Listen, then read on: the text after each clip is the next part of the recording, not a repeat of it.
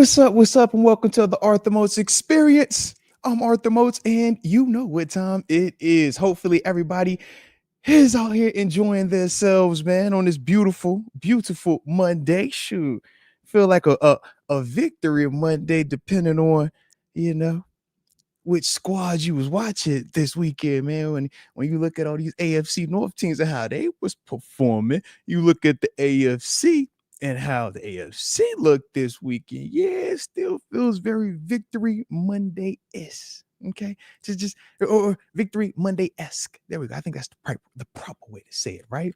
So definitely feeling good about that. Definitely excited about that. For today, like I said, man, really want to just focus in on, what took place during the bye week, man. Like I said, man, talking about some of these teams and then specifically looking at the AFC North and how, it impacted us and what we should be feeling coming out of our bye week. I'm also going to talk about these college QBs, baby. Oh, yeah. You thought we was gonna chill because they got a little off the rails. No. We're gonna spin the block on them, man. Like I said, man, did get a chance to watch Drew Alar and my man Carson Beck, man. So I do want to talk about those guys a little bit. Also around 5 o'clock, man, should have the homie TG. We always excited whenever we get a chance to have him join the party, man, because TG is always on one, man. All right, so it'd be good to catch up with the homie as well. And then I think that was everything that was going to hit today. Also on the front end, man, we did drop a new video, man. Me and Mark Bergen, shout out to the Channel 5 producer down in Rough Raleigh, North Carolina, the WRAL Channel 5 producer down there. But yeah, man, me and him got a chance to kind of, lead, come out the gate talking about some of these matchups over the weekend and, his perception of it and some of the things that we agreed upon, disagreed upon, but always a fun conversation whenever me and Mark get together. So definitely tap in on that one. All right. Also over the weekend, we dropped new film sessions, man. Shout out to the offensive line. I forgot who it was specifically that had requested that, I do a breakdown on the O-line. So dropped a couple of plays on those guys, man. Obviously the member, shout out to the y'all got the loud pack, the full throttle version. And then obviously for everybody else, you got a little bit more of a condensed version, but still, some positives in there and showing you kind of what went wrong or what can go wrong with this group when they are in protection. So like I said, man, I will be continuing to do more and more of those film reviews. And like I said, man, doing dual content, man, content specifically for members and then content for everybody else. All right. But either way, we're going to have a lot of fun with it, baby. Rest of this week, though, is normal, man. We ain't here tomorrow. Obviously, me and Tanisha, always good with her on the crossover Tuesdays. Wednesday this week, man, we'll be back in here for the pod. And we'll do victory formation on Wednesday this week instead of Thursday. And then Thursday, I already got my guest, my Steelers guest. Super excited about this one. It will be James Pierre, or at least that's what has been communicated to me thus far. So like I said, I'm super excited about that. And shoot, then on Sunday, for those that will be in attendance at the game, we obviously hosting the Brownies. Their pregame interview, all right, FedEx Great Hall, starting at 11:30 a.m., I'll be talking to the homie Trey Essex, man. So super excited to interview him. Obviously, we know that he has been very vocal and very eyes on, this offensive line and just the team as a whole, man. So super excited for that conversation pregame, man. Definitely encourage y'all if y'all are going to be in town for the game, man. 11:30 a.m. FedEx Great Hall. We talk to the homie Trey Essex right there on stage, man. So definitely tap in. But like I said, man, definitely gonna be a good week as a whole, man. Good week as a whole. So shout out to the bye. Shout out to guys getting back healthy. And with that being the case, I should go ahead and pay this bill before I forget. So let me do this on the front end. All right, bear with me. All right, you know what time it is, baby. Today's show is sponsored by DraftKings Sportsbook. I'm talking about the top-rated sportsbooking app in all of North America, baby. We saying they safe, secure, and my personal favorite, reliable, baby. And some of the fun that you can, participate in with DraftKings are same game parlays, man. When you're looking at a matchup and you're like, you know what? I think I want to tap in with that. I like the over on this, but I like the points to hit with that. Well, guess what? Baby, DraftKings gives you all of that flexibility right there. Not only same game parlays, but you also got player prop bets as well. Like I said, a lot of versatility for you in terms of how you would like to indulge. But more importantly, with anything that we do, we got a promo code for you, baby. Yeah, it's simple. For the new customers out there, you bet $5, you get $200 in bonus bets instantly when you use the promo code Moats. It is that simple for all my new users out there. All right, download the app, make your bet, put your promo code in there, and get what you're supposed to receive, baby. But I also understand that at times you might develop a gambling problem. It happens. If you're in New York, there's a number that you could text. But for everybody else, the digits to dial are 1-800-GAMBLER. I said 1-800-GAMBLER. I said you better call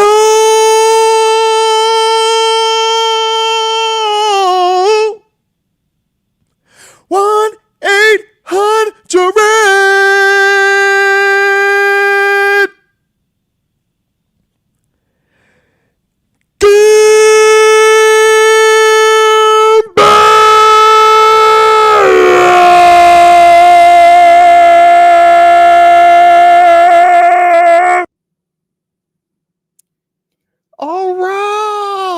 All right. Shout out the Yins. Y'all know the drill. Drop it in the comment section where you're tuning in from, so that way I can give you the big boy shout out to start the day's show. And of course, don't forget to hit that like button one time for the culture. And subscribe if you are new to the channel, baby. Let's get it. I said, Shout out, baby. I see the love. Shout out to Michael G. Strike Up the Band. I see you, baby. Michael G. says, come on, Church. Take him home, Moats. Hey, appreciate the love, Jeff H. And of course, the homie X Concepts. Gambler. Silky smooth is the commentary, baby. So I appreciate y'all showing a little love, baby. Yes, indeed. But let's start it off. And we got the homie Jar Devil tuning in to 310 San Pedro, California. Always got love for you there. X Concepts in the 724 Claridge, PA says Steelers winning even when they don't play. And that is the truth, baby. Of course, it's a party now that Rod Dollars is here in the 330 Youngstown, Ohio. Mr. Sherilyn, baby. Let's get it. Got the homie Chris Hobson all the way in the 724 Irwin, PA. Then we got the homie David Decker, always repping in the 585 Rochester, New York. Says, Moats, happy Monday. We are the kings of the North. You better believe it. Also, nice singing. Hey, I appreciate you on that. All right. I got to talk to my vocal coach, let him know I'll be getting a lot of positive feedback, you know what I'm saying, on the skills over here. So I appreciate you. Definitely do. And of course, Michael Hyrack in the 724 Mount Pleasant, PA. What up, Michael Starks, all the way in the 502 Louisville. And of course, Lifted Ones in the 916 Sacktown. And he says, it's a victory Monday. I would agree. I do feel like it's a victory Monday. I mean, we didn't lose this weekend. And when you look around the division, you look at those teams did lose. It's like, whoa, how is this not a victory Monday to me? It feels victorious. Feels victorious. Johnny Bates in the 716 Buffalo, New York. Shout out to Buffalo, New York, baby. And I will end it with the homie Manny Fresh. Every fresh. In the 702 Vegas says, that boy can sing. Hey, you already know what it is, man. That boy good. Good and terrible. All right. But shout out. Said always a blast whenever we get to come in here and have a little bit of fun. You know what I'm saying? And before we get too deep into this thing, because like I said, man, we do have plenty that we are going to discuss, talking about around the league, talking about AFC North specific, and some of these college quarterbacks prior to us talking to the homie TG around that 5 o'clock. I don't even know why I say 5 o'clock, because we all know TG. Is TG ever here at 5? I don't think he's ever there at 5. It's the camera. When he was calling in, he could call in ahead of time. But that camera, he'd be over here like, hey, bro, you know when we get there. All right, I'm going to get to the spot. So shout out to my dog, all right? Shout out to my dog. But we got some time. But with that, though, what y'all get into this weekend, though, man? Anything cool happened? Because I'm trying to think on my end. I got older, okay? I had a gray hair pop up. And why?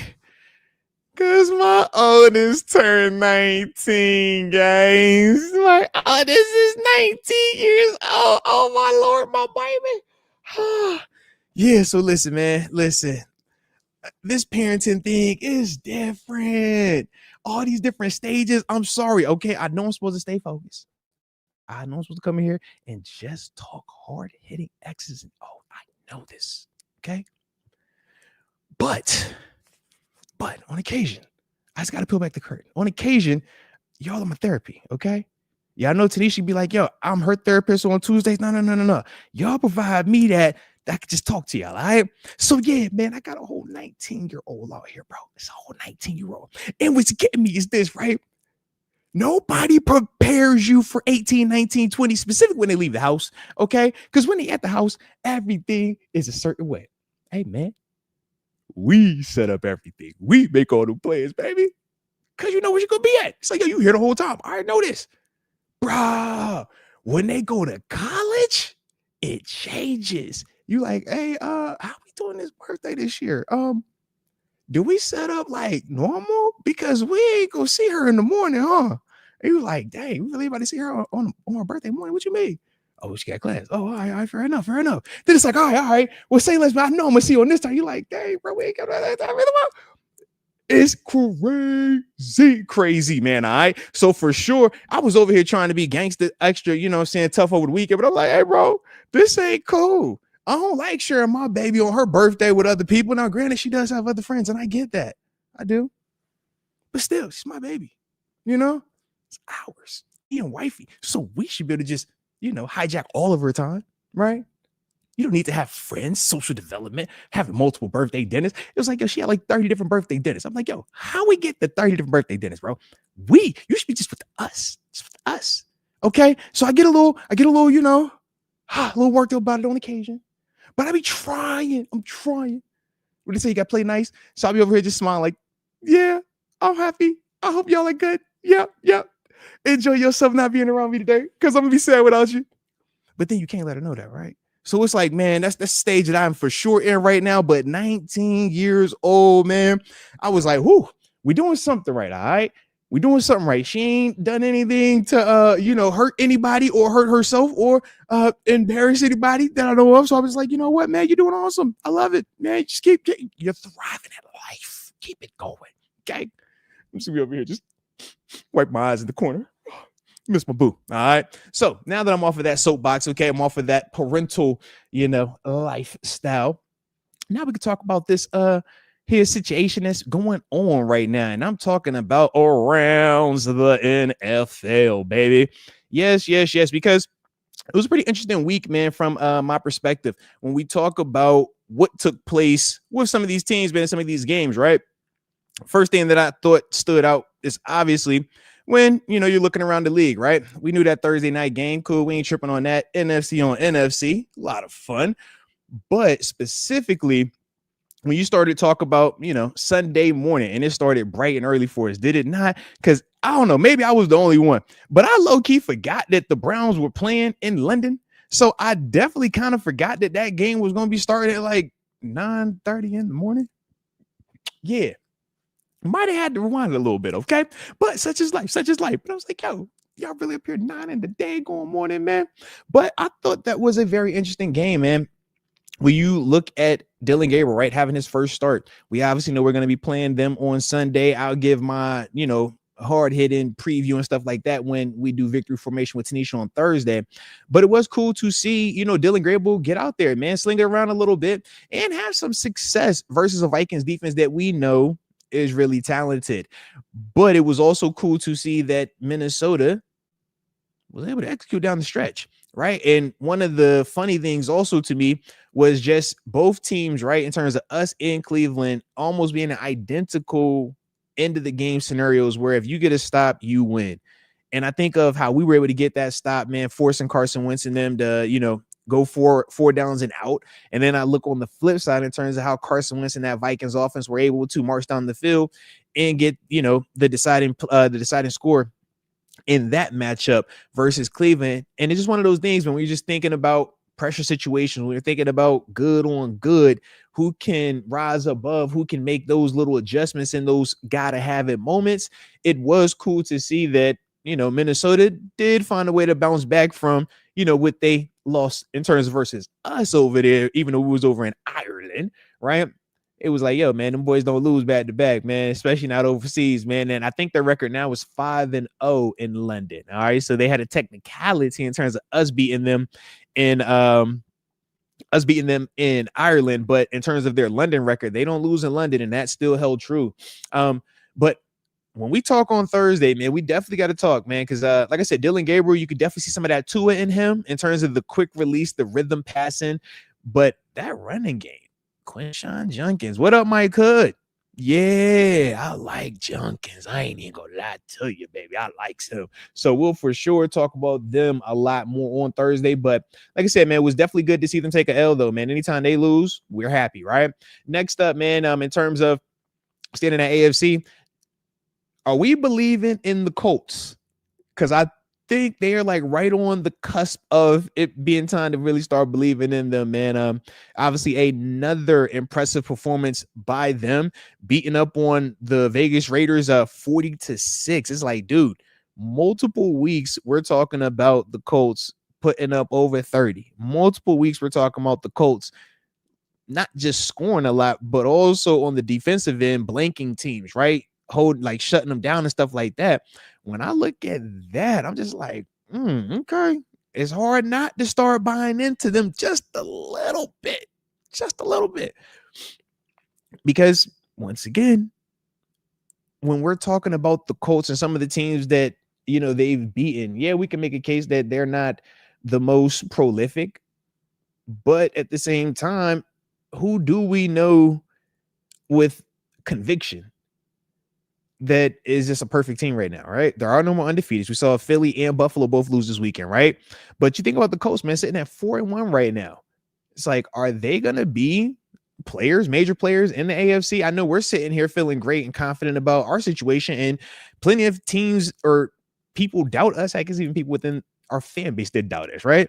But the record is what the record is after a month of football, and I kind of feel the same about the Colts. It's like, man, you can make a case that they've been one of the more impressive teams with how they've been able to take advantage of team shortcomings, whether that's injuries or turnovers, right? And the flip side, it's like, man, the Colts look good, man. They're running the ball well in terms of Jonathan Taylor. Indiana Jones looking good out there as well, not turning the ball over, slinging that rock. It's like, man, I don't know yet. I don't know. These next 3 games, though, I want to say it's Arizona, Tennessee, and I think Jacksonville are their next 3. We're going to learn a lot. All right. I'm going to learn a lot because if they are who I think they are, they should be able to, run those next 3 opponents, man, if they're playing with a certain level of consistency, or at least go 2-1 down that 3-game span. But if they frauds, then yeah, it might look 1-2-ish or even 0-3-ish in that space. So let's see with them. But Colts definitely turning my head a little bit, man, in terms of how they've been able out the gate to score and play defense the way they're playing defense.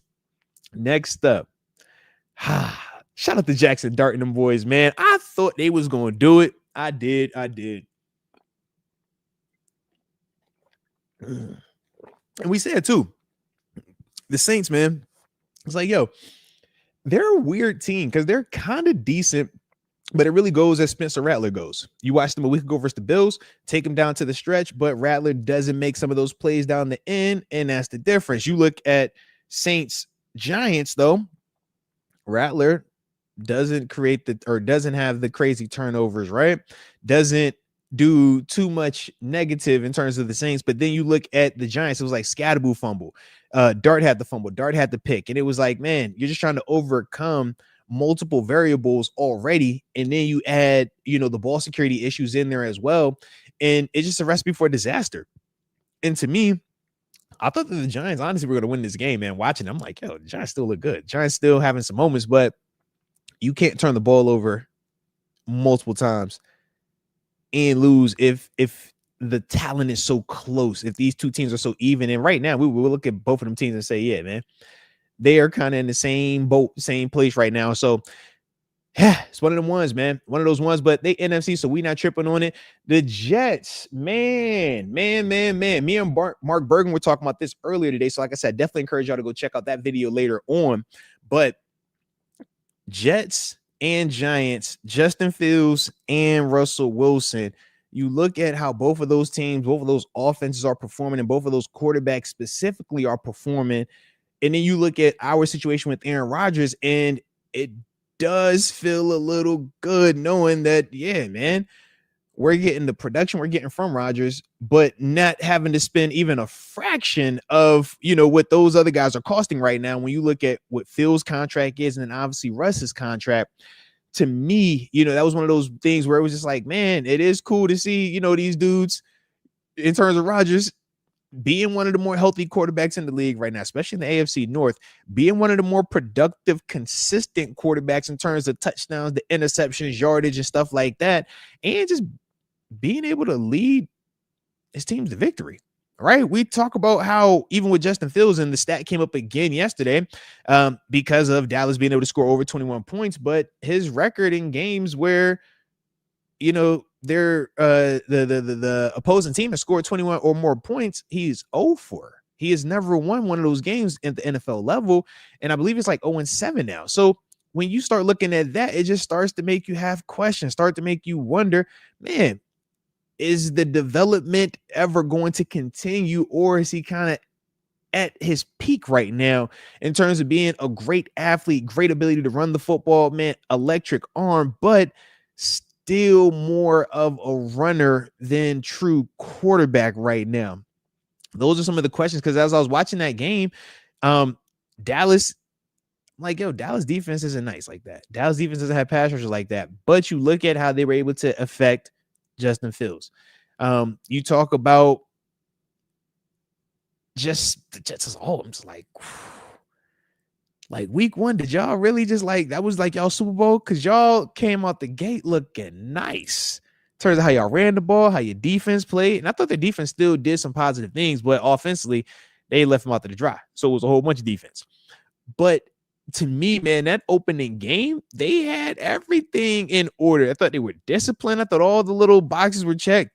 Since then, it's like, man, was that all y'all prepared for? And after that, y'all just like, yeah, we cool. We did enough in week one, because they don't look like that team anymore. I don't know. But the Jets are the Jets, so we'll leave it like that. Denver, I think, is legit, man. Denver, y'all obviously saw them beat Philadelphia. That was, we talk about teams giving up leads, right? I know that was one of the things that we've talked about. Why don't we blow teams out? Why aren't we consistently dominating teams? And it's like, man, Philly had a nice lead on Denver in the second half, and Denver walked them boys down. And then you start to just look at Philly's offense. It was like, man, the offense was looking real janky all of a sudden, man. But Denver, I think you gotta start believing legitimately in Denver. Number one, I think Bo Nix, granted, he's not the Josh Allen, Joe Burrow, Lamar Jacksons of the world, but you talk about a guy that understands exactly what Sean Payton is asking of him, and a guy that understands when to be aggressive, right? He'll take some of those shots, but he also has that gamer in him, almost has a little bit of that Baker Mayfield, yo, I'm ready to show you, I'm pissed off, I'm a little fiery as well, which I like. Not full on Baker, but he has some of that also in him, and I think that elevates his game, and the guys rally around him. But their defense is nice in Denver. Nice, which is crazy when you think about what 2 years ago they gave up 70 points, right? But that defense looked good, man. Because like you said, anytime you're able to stymie a Philadelphia Eagles offense when you're talking about a team that can run, can pass, has playmakers across the board and a dope offensive line, you typically don't see, them be stymied the way that they were. I mean, you look at even from a rushing attack, Saquon Barkley had nada for real. And then we know what hurts. It was like, yeah, you statistically ended with some good numbers, but watching it, man, you missed some key throws. And part of that, guess the question about AJ Brown. But to me, man, I think this more so says Denver. You should believe it. Denver. All right. Shout out to the fact they're in the AFC West too, man. Because yeah, they could beat up on the Chiefs, Chargers, Raiders. Right? They just beat up on each other. All right. Have fun with each other over there. But definitely one of the ones to watch out for, man. Miami. Miami. I thought they was going to pull that one out too, but they just continue to suck. Shout out to the Panthers though, man. Finding a way to get the dub, man. I do like that for them, but yeah. Less about Miami, right? We don't even care about Miami. I hope Mike McDaniel stays there forever. Okay. I hope they don't change their penny. I love watching the Dolphins do that. Okay. Shout out to them. Now, the one that really got me going, and this is the one that to me gave us some information, man, about Baltimore right now, man. Houston obviously beating them 44-10. When we're looking at Houston right now, man, Houston hasn't been the most consistent team this season either. But the way that they were able to have success against Baltimore, and specifically when you look at Baltimore's offense and how much they struggled without having Lamar Jackson, it just really has me asking questions about what the future of them looks like as Lamar is out. Because Cooper Rush, totally different style of quarterback, and their offense looked like it had a totally different style of quarterback back there, man. The way that they're designed, the way that they, stress you is with that quarterback run element or the threat of it. With Cooper Rush, you lose that completely. He's not Tyler Huntley. He's not RG3. He's not any of those real dual threat guys. And when you think of just how that changes how you call calls for them if you're coaching them, but then also defensively, changes how you play them. And you look at Derrick Henry's numbers in that game also, and that reflects it. It's like, you're going to need to figure that out, because if you can't throw the football or figure out ways to back some of these defenses up, Derrick Henry is running into some nasty fronts right now, man. And I don't see that changing until either Lamar Jackson comes back and he's healthy, or Cooper Rush elevates his arm, and we just don't see that happening either. But I was definitely one of those ones where I'm like, okay, all right, I'm supposed to be believing in Baltimore because it's Baltimore. Okay. I'm supposed to be, saying that they, one of the real AFC contenders. But I'm also looking at them like, 1-4. And Lamar still out probably another 2 weeks at least. You're like, okay, now it can mess around and get weird. It can get weird because now you can they're putting themselves in such a hole that they have to run the table, almost have to be perfect when Lamar gets back, whenever that is. So those are some of the ones where I'm just like, I'm feeling optimistic. I'm liking what I'm seeing right there because, yeah, Ravens are like they got some real life questions, some real life issues going on, man.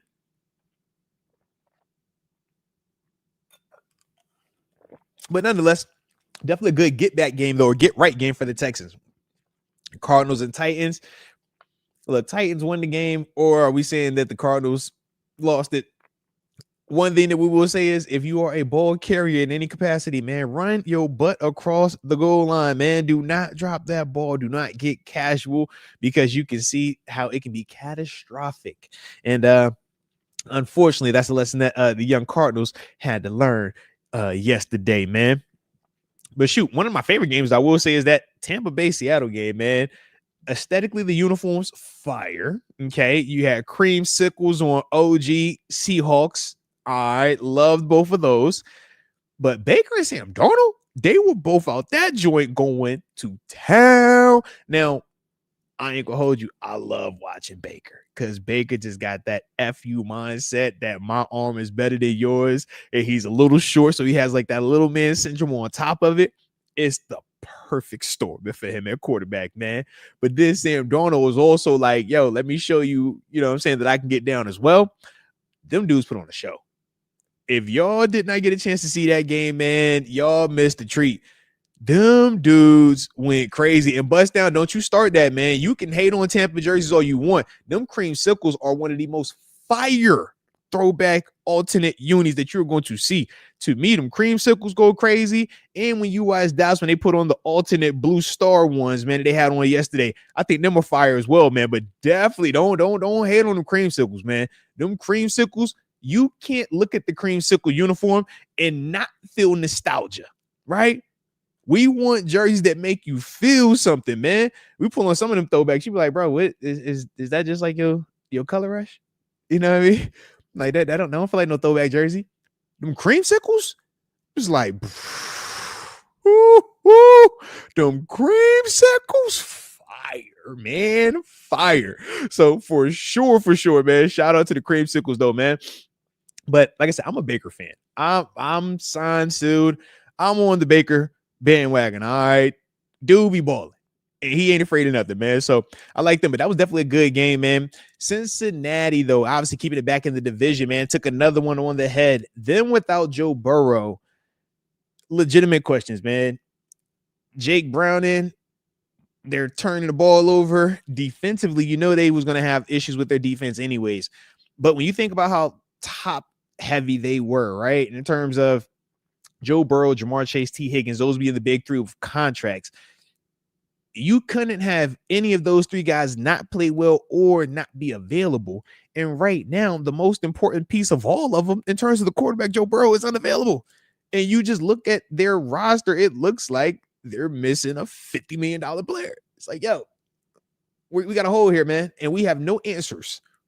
And that's part of that decision to do that. And shout out to the Bengals for making that decision. We applaud them for it. We appreciate them doing that because you're in a great position right now where you got whooped 37-24. All right. So we appreciate you on that. In fact, we want you to keep looking like that because we're going to see you in about 10, about 14. Yeah, about 14 days. Yeah. So we ain't too far off. We are not too far off from seeing you guys on a short week. All right. So yeah, let's keep that thing rolling. But they are in a bad place right now. Okay. Quarterbacks matter. We of all people should know that, right? Us as Steelers fans know we don't have quarterback playing the way they're supposed to be playing. It just makes it where you can't turn the ball over. You can't be highly penalized. You can't have a lot of blown assignments. You can't have a lot of missed tackles. You can't have human error, which is one of the hardest things to guard against, one of the hardest things to prepare for. And that's why you try to offset that with talent and coaching, right?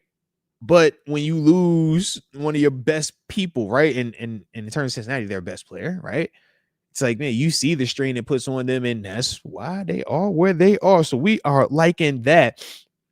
Chargers are weird to me, man, because obviously we saw them take the L versus the Commanders, and the Commanders had to make the East Coast to West Coast trip. Typically, that favors the West Coast team, right? Whoever doesn't have to have a long trip. But that was not the case yesterday, man. Jaden Daniels and company, they looked fun. They looked good. And I know it was a homecoming for Jaden, man, taking it back out to Cali. But I personally thought that the Chargers would win that one. I thought that the Chargers' physicality in terms of how they could run the football, I thought the Chargers in terms of Justin Herbert, I thought their defense would cause issues. And as I was watching that game, I'm like, woo, boy, was I wrong. Yes, indeed. I was wrong, man. So, like I said, man, Chargers, we're going to find out how legit or maybe they fraudish. We're going to find out soon, though. But, and the Commanders are a tough team, without a doubt. But to me, that's one of those ones that if I'm LA, I'm saying we're supposed to have won that one. Them coming all the way East Coast to West Coast, that's when we got to get up out of there with, man. And then we obviously saw the Sunday night matchup, man.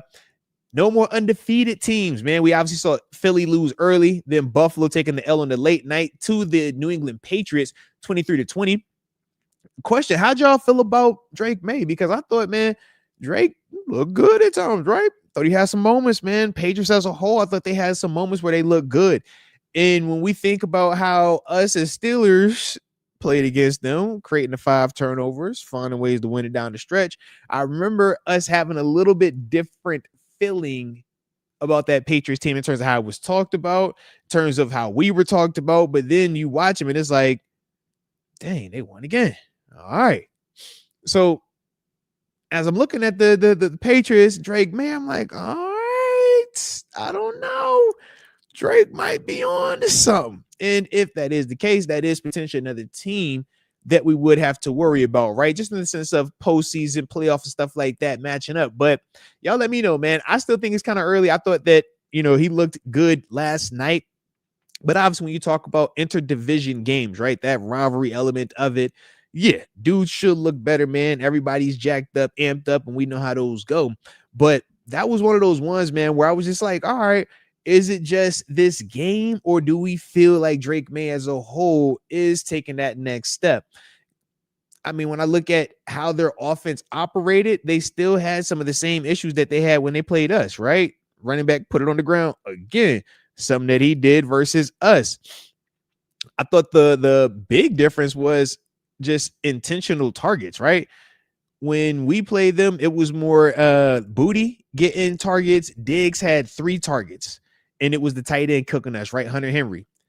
This game, in terms of Patriots versus Bills, Diggs had 12 targets, 10 catches. You're like, all right, he was definitely the focal point this week.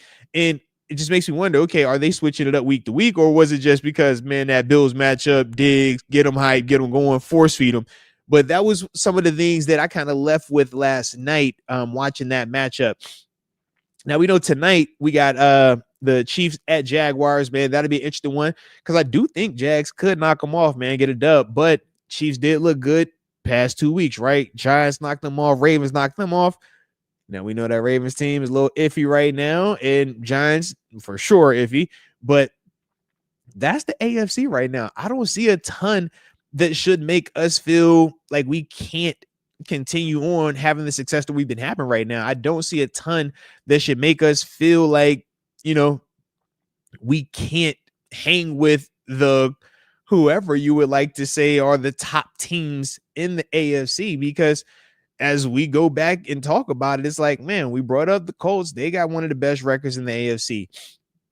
We talked about our record, one of the best records in the AFC. We talk about the Bills, one of the best in the AFC. It's like, man, Denver, one of the best in the AFC. Colts, but it's like, yo, Browns, we ain't worry about that. Ravens, like I said, they're in a hole right now with questions about when they will ever get out of that hole. Titans, nah. Bengals, bigger hole, right? Chargers, on the fringe, I would say right now. Patriots, fringe. As a whole, I'm like, I feel good about where we are. How do you feel about the Raiders? You know what I mean? Like, these are all the teams that Texans also. I look at Texans as one of them other teams where I'm like, yo, y'all haven't looked good until y'all played some not so good squads, and now all of a sudden y'all look good again. We got a chance, man. So it's week to week, and it's always week to week, so we can't lose sight of that. But to me, I'm like, we legit got an opportunity here, man, to get a little bit more space on the opposition within the division. All right. So I do like that. But let me check to see, man. Couple of y'all did give me some feedback when we were asking about asking about how y'all felt on my man Diggs last night and the day going Patriots, if y'all believe in it. Let me see what y'all got going for me, man. Dang, Night Right, he said Diggs look slow. They were talking about how fast his feet were. I was like, all right, bro, whatever, man. It's the zone. All right, I got you, man. It's all good. Yeah, couldn't stop Diggs. He is so technically good. And I do agree with you on that, man. We talk about his route running. That is why a guy that is even aging is still able to create separation the way that he does create it. He understands when to sit down versus zone. He also understands just, the little nuance of running routes. And that's stuff that, to get to the level that he's been at, all those are skills you have to acquire along the way. But yeah, for sure, man, Diggs has definitely been able to do that, man. Let's see. Dang, Knight Rider, man, how you just gonna jump to the end? He says, I want to see how we look week 14-ish. We tend to skid, especially since we had an early bye this year. I'm with you, but week 14, you know how long it is to get to week 14? Heck, it was people that thought the Ravens had a division locked up by week 14. They might be out in the postseason conversation by week 10, by week 9. It's like, yo, geez, week 14. I dig it though, baby. I dig it. All right. Dang, late the middle. He said the Raiders are trash. I don't know what's going on with them, man. I ain't gonna hold you, man. After week 1, when they beat the daggone Patriots, I was over here like, yep, I'm believing in it, man. They got Geno out there, man. Obviously, you know, Brady's effect, Pete Carroll and company. But now I keep looking. I'm just like, yo, y'all kind of questionable, man.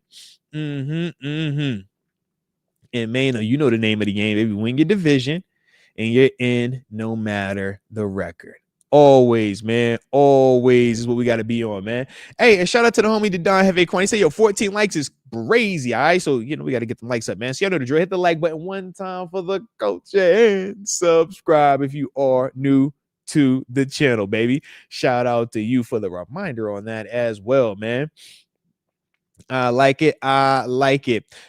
Next thing though, man, since we did talk about the North, right? And we do agree, best way into the postseason is by winning your division. So let's take a quick peek at the AFC North and more importantly, how we feeling. All right. So shout out to the gang. Shout out to the gang. You know the drill, man. So with that though, like I said, man, just as we recap where we currently stand following the bye, we sit atop the division, feeling good, 3-1. What they say? Feeling good, feeling great. Feeling great, feeling good. How are you? Okay. So I do like that though, man. At 3-1, obviously 1-1 at the Casa, 2-0 on the road. That makes us Road Warriors. Shout out to us for that. And we're on a 2-0 winning streak. Just throwing that out there also. Bengals sitting at 2-3, but their 2-3 feels a lot different because they've dropped 2 in a row, right? Or excuse me, 3 in a row now. I don't see that changing anytime soon. Okay, it better not change next Thursday. I tell you that much. Okay, that's what we definitely do know. All right, we should be looking at them like, yeah, take another L. Okay, and another L. But 2-3, no Joe. At least for the next 2 months. That's tough. Baltimore. Shout out to Baltimore. 1-4. Love what I'm seeing. Whenever we see the streaks and it says L3. All right, we're not talking about kickoff coverage. No. We talking about how many losses they've sustained in a row. You look at the Ravens, it says L3, followed by the Bengals L3, and then you got Browns L2. Those means that they're losing games consecutively. We like consecutive losses from division foes, okay? And we like the fact that we're sitting here with a W2. Now we need to make it a W3, all right? Because it's not tax season. But I do like that, though, for us. Now, as we look at Baltimore sitting at 1-4, one of the things that really stands out, though, PF points for and then PA points against. They can score a lot, but they giving it up also. Okay. See these points allowed? That's a lot of points. A lot of points. Flip side, we've been kind of close. We score clean them out, but we don't give up a whole bunch either, though. All right. We're real efficient, real neat with it. Okay. This $1.77, like good Lord. Bengals $1.56, good Lord. What are we doing? Huh? What are you doing? Now, like I said, Baltimore, they can score, or at least with Lamar, they can score. They ain't doing that over there in Cincinnati, though. All right. So you see the impact of that, man. So, like I said, I definitely like that. And Joe ain't walking through that door next week. All right. Just throwing it out there, too. I know we ain't looking ahead because, like I said, we got Cleveland first. We got to take care of them. But I'm like, man, we should be feeling good about where we are in the division, man. Then on top of that, you look at Cleveland 1-4, and they really can't score, right? And I think that that's the important part. But when you're looking at these teams, it's not just that they're losing, it's the manner in which they're losing. And then it's certain things that we say what carries over in certain matchups, man. Well, if we feel good about our offense, man, let's see how we're scoring. All right, well, yeah, man, we're not scoring the most, but we've scored the second most amount of points in our division, fellow behind the Ravens. But then defensively, it's not even close right now in terms of points allowed. So in terms of context, in terms of understanding where we currently sit versus where the masses sit, right? These are the parts to me that makes me feel confident. Seeing this is like, yo, we might not have the most robust offense, but the fact that we don't turn the ball over and the fact that we're not allowing a ton of points is a big indicator in terms of why we're getting out of these games the way that we are and why we're winning the way that we are. But you look on the flip side at Bengals, Ravens, Browns, and it's like, man, when you're allowing a ton of points to be scored on you, and on top of that, you're not consistently scoring a ton of points, right? Outside of Baltimore, we know this is Baltimore pre-Lamar injury. That's a recipe for disaster. So for us, it's like, yo, man, are we where we want to be as a finished product? Absolutely not. But we doing some things the right daggone way, man. For sure, we're doing some things the right way on both sides of the ball. Because like I said, man, second most points scored so far. All right. And least amount of points allowed. So shout out to the offense doing enough. Okay.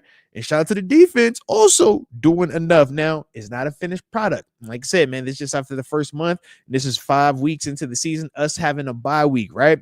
So we know in terms of the start, we feel good, but we got to keep it going. So let's see how the guys are going to be able to sustain this going forward, man. But like I said, for me, definitely like what I was seeing right there for the guys and for our black and gold in the AFC North. All right. So let's get it. Let's get it. Let me check the clock real quick. Oh, yeah. We perfect on time as well, man. So y'all know the drill. Hit the like button one time for the coach. And don't forget to subscribe if you're new.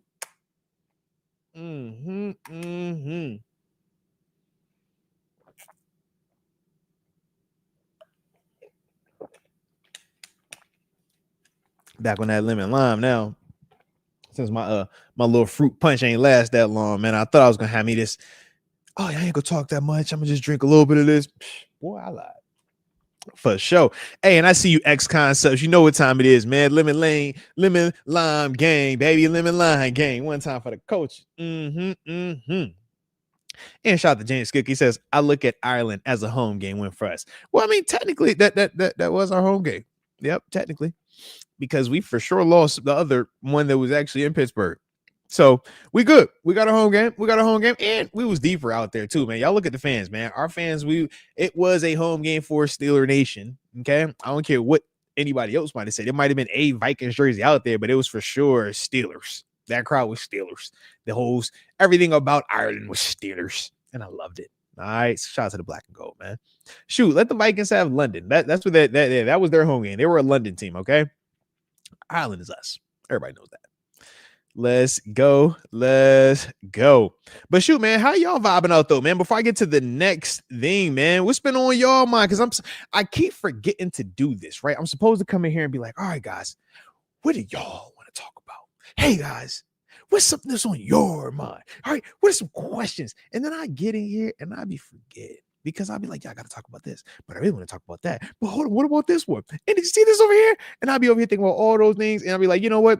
What did y'all want to talk about? Because maybe y'all want to talk about, hey, man, what we going to do with what man JPJ practicing, man? How you feeling about him? Is he back? Maybe I want to talk about that. Maybe it's why don't we target DK Metcalf 12 times the way that Stephon Diggs got targeted 12 times? Or maybe it's, yo, I feel really confident about our team going forward because of what we got a chance to see around the league this weekend, man. A lot of people's out here stinging it up. A lot of people's out here, making some ass. So maybe that's the case, right? But let's see what y'all got from me, man.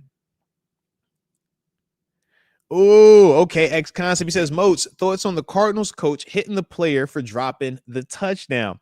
So I did not see the follow-up in terms of the coach actually hitting him, but when you have a chance to score a touchdown and there is literally nothing stopping you from scoring except lapse in judgment, except you just being casual and you drop the football, I can definitely understand the how fired up a person could get behind that, man.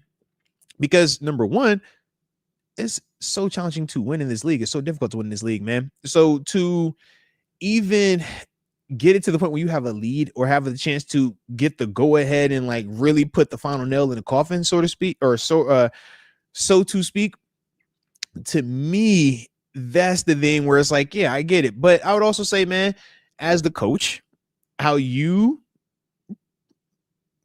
project your passion matters, man, because these players are going to see that, and none of us want to feel degraded, belittled, or disrespected.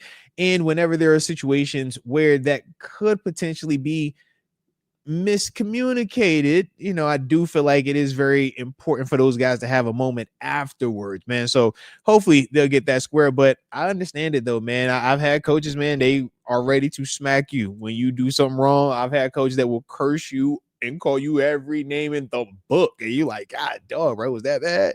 And then I've had coaches that want to just talk to you. Coaches that want to look in your eyes, man, talk to you man to man. Coaches they hit you with the, hey man, I'm just sad right now, man. You hurt my feelings by you not doing your job. You like, dang, bro.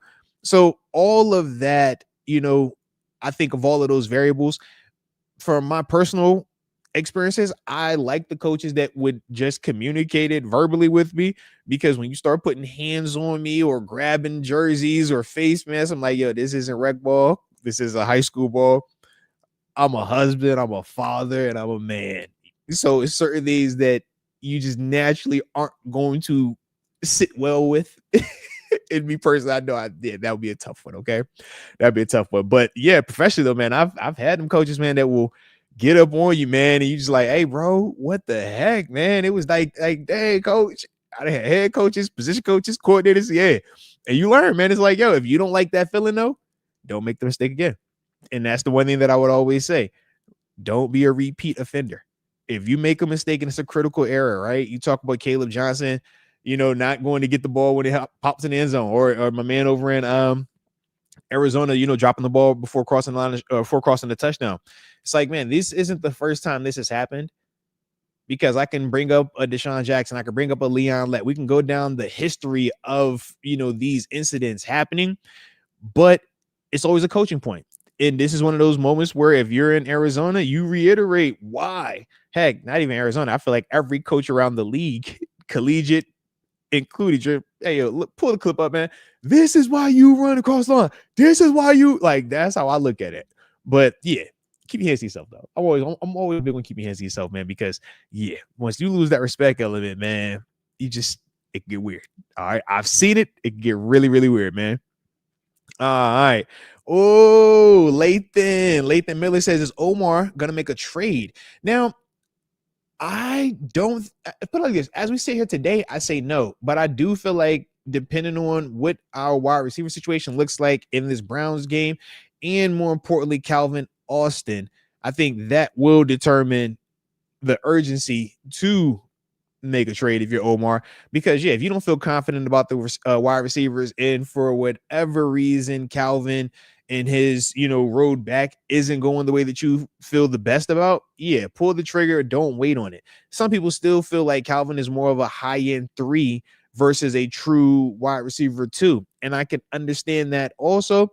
But as we sit here today, I personally don't feel like Omar is really on the I gotta make a trade train right now. But I like that though, man. Definitely like that.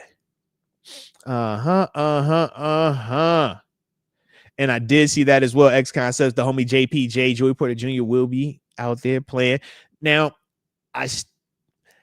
he's been gone for a while, so I feel confident that he's healed. But whenever it's hamstrings, man, that always just makes me concerned. And he's at the position where he has to run all the time.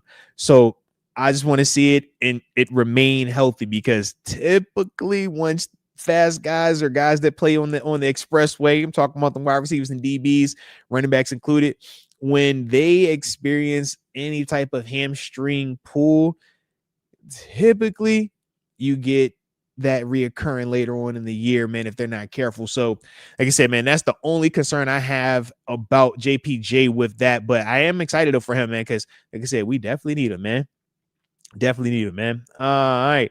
Ooh, let's see. Hey, shout out to the homie Debo, man. X-Cosmo says, yo, James Harrison said he'd lose his job that day. Debo said he'd end him. But Debo wouldn't be dumb and drop a touchdown. So that's not even a scenario for him, which I agree. Debo his heart would stop after he crossed the end zone before he dropped it at the goal line. All right. I'm like, yo, you gotta be a bad dude to just be feeling that casual when you're on that NFL field, bro. Because like the speed and how crazy it's just how violent it is out there. Bro, we've seen people. All right, y'all. You see this, you see legs facing the wrong way, and you want to go out there and go half speed? All right, bro. Come on, man. What you playing for, bro? When you step on that grass, you better be in kill or be killed mode, man, because dudes be getting folded up out that joint. I'll be over here saying, like, bro, you that confident? I remember watching Deshaun Jackson, man, when he did that joint, just casual drop. I'm like, yo. Now, granted, DJ scored so much, and DJ was so nice prior to even getting to the league. So even when you saw him in the league, it's like, yo, we've been seeing DJs do this since the high school All-American game. It still was just like, yo, you're that confident. You are that just ahead of it. Like, holy smokes, man. Yeah. But shout out to them dudes, though, man. But yeah, Debo, no. Debo ain't going for that. But you definitely ain't going to hit Debo, though. For sure, you're not about to do that. Oh, you're for sure not going to do that one. I like it. I like it. All right. And then I get this last one before I go to the next topic, man. From the homie James Skicker. He says, Moats, nice video with little Moats on the golf course. No, I appreciate you on that, man. He says, very sweet. He has a cool personality. Like you. Made me laugh that he was goofing on his dad. You are blessed, sir. The future is bright. Now, I appreciate you on that, man. If only my golf game could reflect, some of my parental. I be over here like, yo, I be feeling like I'm a good dad. All right. I feel like I got that kind of like consistently good. The golf, though, not so consistently good. Okay. And I be trying, I only want to overdo it with y'all. So I drop a golf vid on occasion for the members. Everything else, is on Kicking with Moats. I shout out to the sneaker channel, shout out to my sneaker heads out there.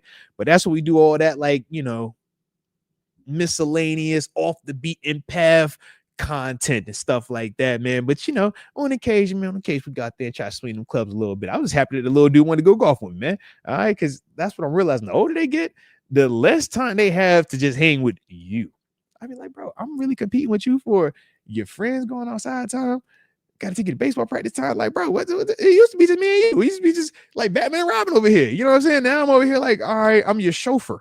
I've turned into your chauffeur and your personal assistants for when you're hungry, because you be like, your dad, I'm hungry. I'm like, dog, bro, again, this Uber bill is crazy. All right, you want these noodles? Jeez. All right, so shout out to the parents out there, man. All right, but for sure, definitely, like I said, man, one of them things, man. Why do we feel happy? So shout out to the parents, though, man. But let's get it, because like I said, man, we still got time on the homie TG. So they want to talk a little bit about these college QBs, though, man, because we are getting more and more information, right? The more the season goes on, the larger the sample size, the more we are able to form more responsible. This is the way I would like to frame it. More responsible perceptions of these players, instead of it just being guys being praised because of their names. We actually get a chance to watch these games and see who looks good, who doesn't look good, who has, at least responded well to adversity, and who's in the heart of it that we're waiting to see. Can they respond to that adversity? Those are all the things that, to me, I've been excited about the most, watching these quarterbacks on a week-to-week basis, and just overall, their development. The quarterback that obviously had the best showing this weekend, no surprise, shout out to the matchup. My man, Cade Klubnik, man, he was over there cooking UNC, man. Belichick is in a weird situation down there at UNC, all right? Shout out to UNC for paying him all that money, but yeah, they cheeks. They bad. It's like bad. Because Clemson bad. All right, I know Clemson's bad. I've watched Clemson more than enough this year to know that they on the struggle bus, okay? And I've watched Clemson enough this year to know that Cade Klubnik is good, but not high, not crazy, just elite, blow it out the water, top 5 to me. But the way that he was looking for UNC, you like, hey, bro, all right now. Is everybody like this with UNC? Because right now I'm questioning, hey, man, Belichick, who are the coaches on your staff? All right. I know that this was been like an NFL staff. I know that, they paid you a lot of money. They paid people a lot of money, but it's like, bro, it should not be looking like this. Shout out to Cade, though. Cade, if no lie, if Clemson had UNC earlier on their schedule, man, our perception around Clemson would be feeling a lot different right now. All right. But yeah, I'm like, Cage, you ain't look like this all season, man. All right. None of Clemson is like this all season. And that's why I do feel like this is more of a reflection on UNC than necessarily a big like boost for Clemson and Cade. That's just my perception on it. Maybe a Clemson fan feels differently. Maybe it's some Cade people like, nah, man, this is who Cade really is. This is where I feel confident in him. But I just seeing him in some of them other games and then seeing him in this game, this seemed more like an outlier to me, man. All right. But nonetheless, we will see, man. I don't know what the answer is for UNC right now because they got a whole lot of money tied up with my man, my man Belichick and him and his girlfriend. I don't think they're going anywhere anytime soon. I'm like, yo, if you're an NFL team, you don't want Belichick right now. Why would you? Like, bro, you could pay for people down there the same way we got free agency up here, and it's like, bro, y'all suck. Like, and it's not even like a decent suck. It's like a bad suck. So yeah, man. Shout out to UNC. All right, but shout out to Cade, Klubnik, man. Take care of business. All right, you look good. Next up on the list, oh child. If it isn't his namesake, the one and only Arch Manning. Shout out, man. You know I can't wait to talk to Tanisha tomorrow. You know she big Texas fan, big Colorado fan. Colorado, we ain't worried about their quarterbacks just yet. They playing quarterback roulette, but Texas. We're going to ask her. I got to talk to her. I got to talk to her. Because I caught some of this, specifically the second half of this. And I'm watching Arch, and I'm like, all right, okay, all right, decent. Why would you throw that? And I feel like I'm having too much of that. There's way too many of those decent. Why'd you do that one? Why'd you make that one? You thought that was the right one? It's like, bro, this double coverage you throwing this thing into, and it's like a lollipop. You know what I mean? You ain't even like ripping it with confidence. Like, yo, I need more confidence right now as I look at them. And, you know, statistically, it's like, man, if we could take out the interceptions, sure. 16 and 29 for 263 and two tutties. You throw in this 15 carries, 37 yards. You're like, yo, he had a 36 yard. That's decent. The two picks matter, though. When you watch the flow and you watch some of these misses, they matter. And I just feel like, man, if we're able to say that we were fooled by anybody early on, oh boy, they fooled us with Arch a little bit, man. All right, because the way that they talked about Arch before versus, you know, watching them now, I'm like, hey, man, don't hit us with no more. These are generational players. These are generational talents. Don't hit us anymore with, you know, hey, this is a must. You gotta have this guy, man. Take him in the first round. Like, I'm cool on all of that for right now, man, because yeah, I just don't see it. I know I should. I know I should be like, yo, he's a Manning and all these other things, man. But to me, I'm just like, I don't know. The decision making isn't the best. He don't look the most confident out there. He be missing the little routine throws. I'm like, sometimes I feel like his best attribute is when he takes off. And I'm just like, yo, he ain't even like crazy with the running. He ain't good enough with the running, but I'm like, hey, bro, the way that was argued, the way that he was talked about, I just feel like I've been lied to. I just feel like I've been hoodwinked. Okay. I feel like they told me one thing and they sold me a dream, bro. They sold me a dream. And y'all heard how I was over here talking about my man Arch Manning. I'm like, yeah, they told us it's a deep quarterback class. So you know what? Every single week, we're coming right here and we're going to talk about these players. And then I get to look at it. I'm just like, man, Archie. Oh, Arch, baby. You got time. But I think the real thing is this, to put a bow on it, it just takes time, right? For some quarterbacks, man, in 1 year, they adjust, they get acclimated, and they're good to go. Some dudes, it takes a little bit longer. I do see the talent that Arch has, but talent alone is not high-level quarterback play. Talent alone isn't going to make you a great player, let alone get you to the NFL.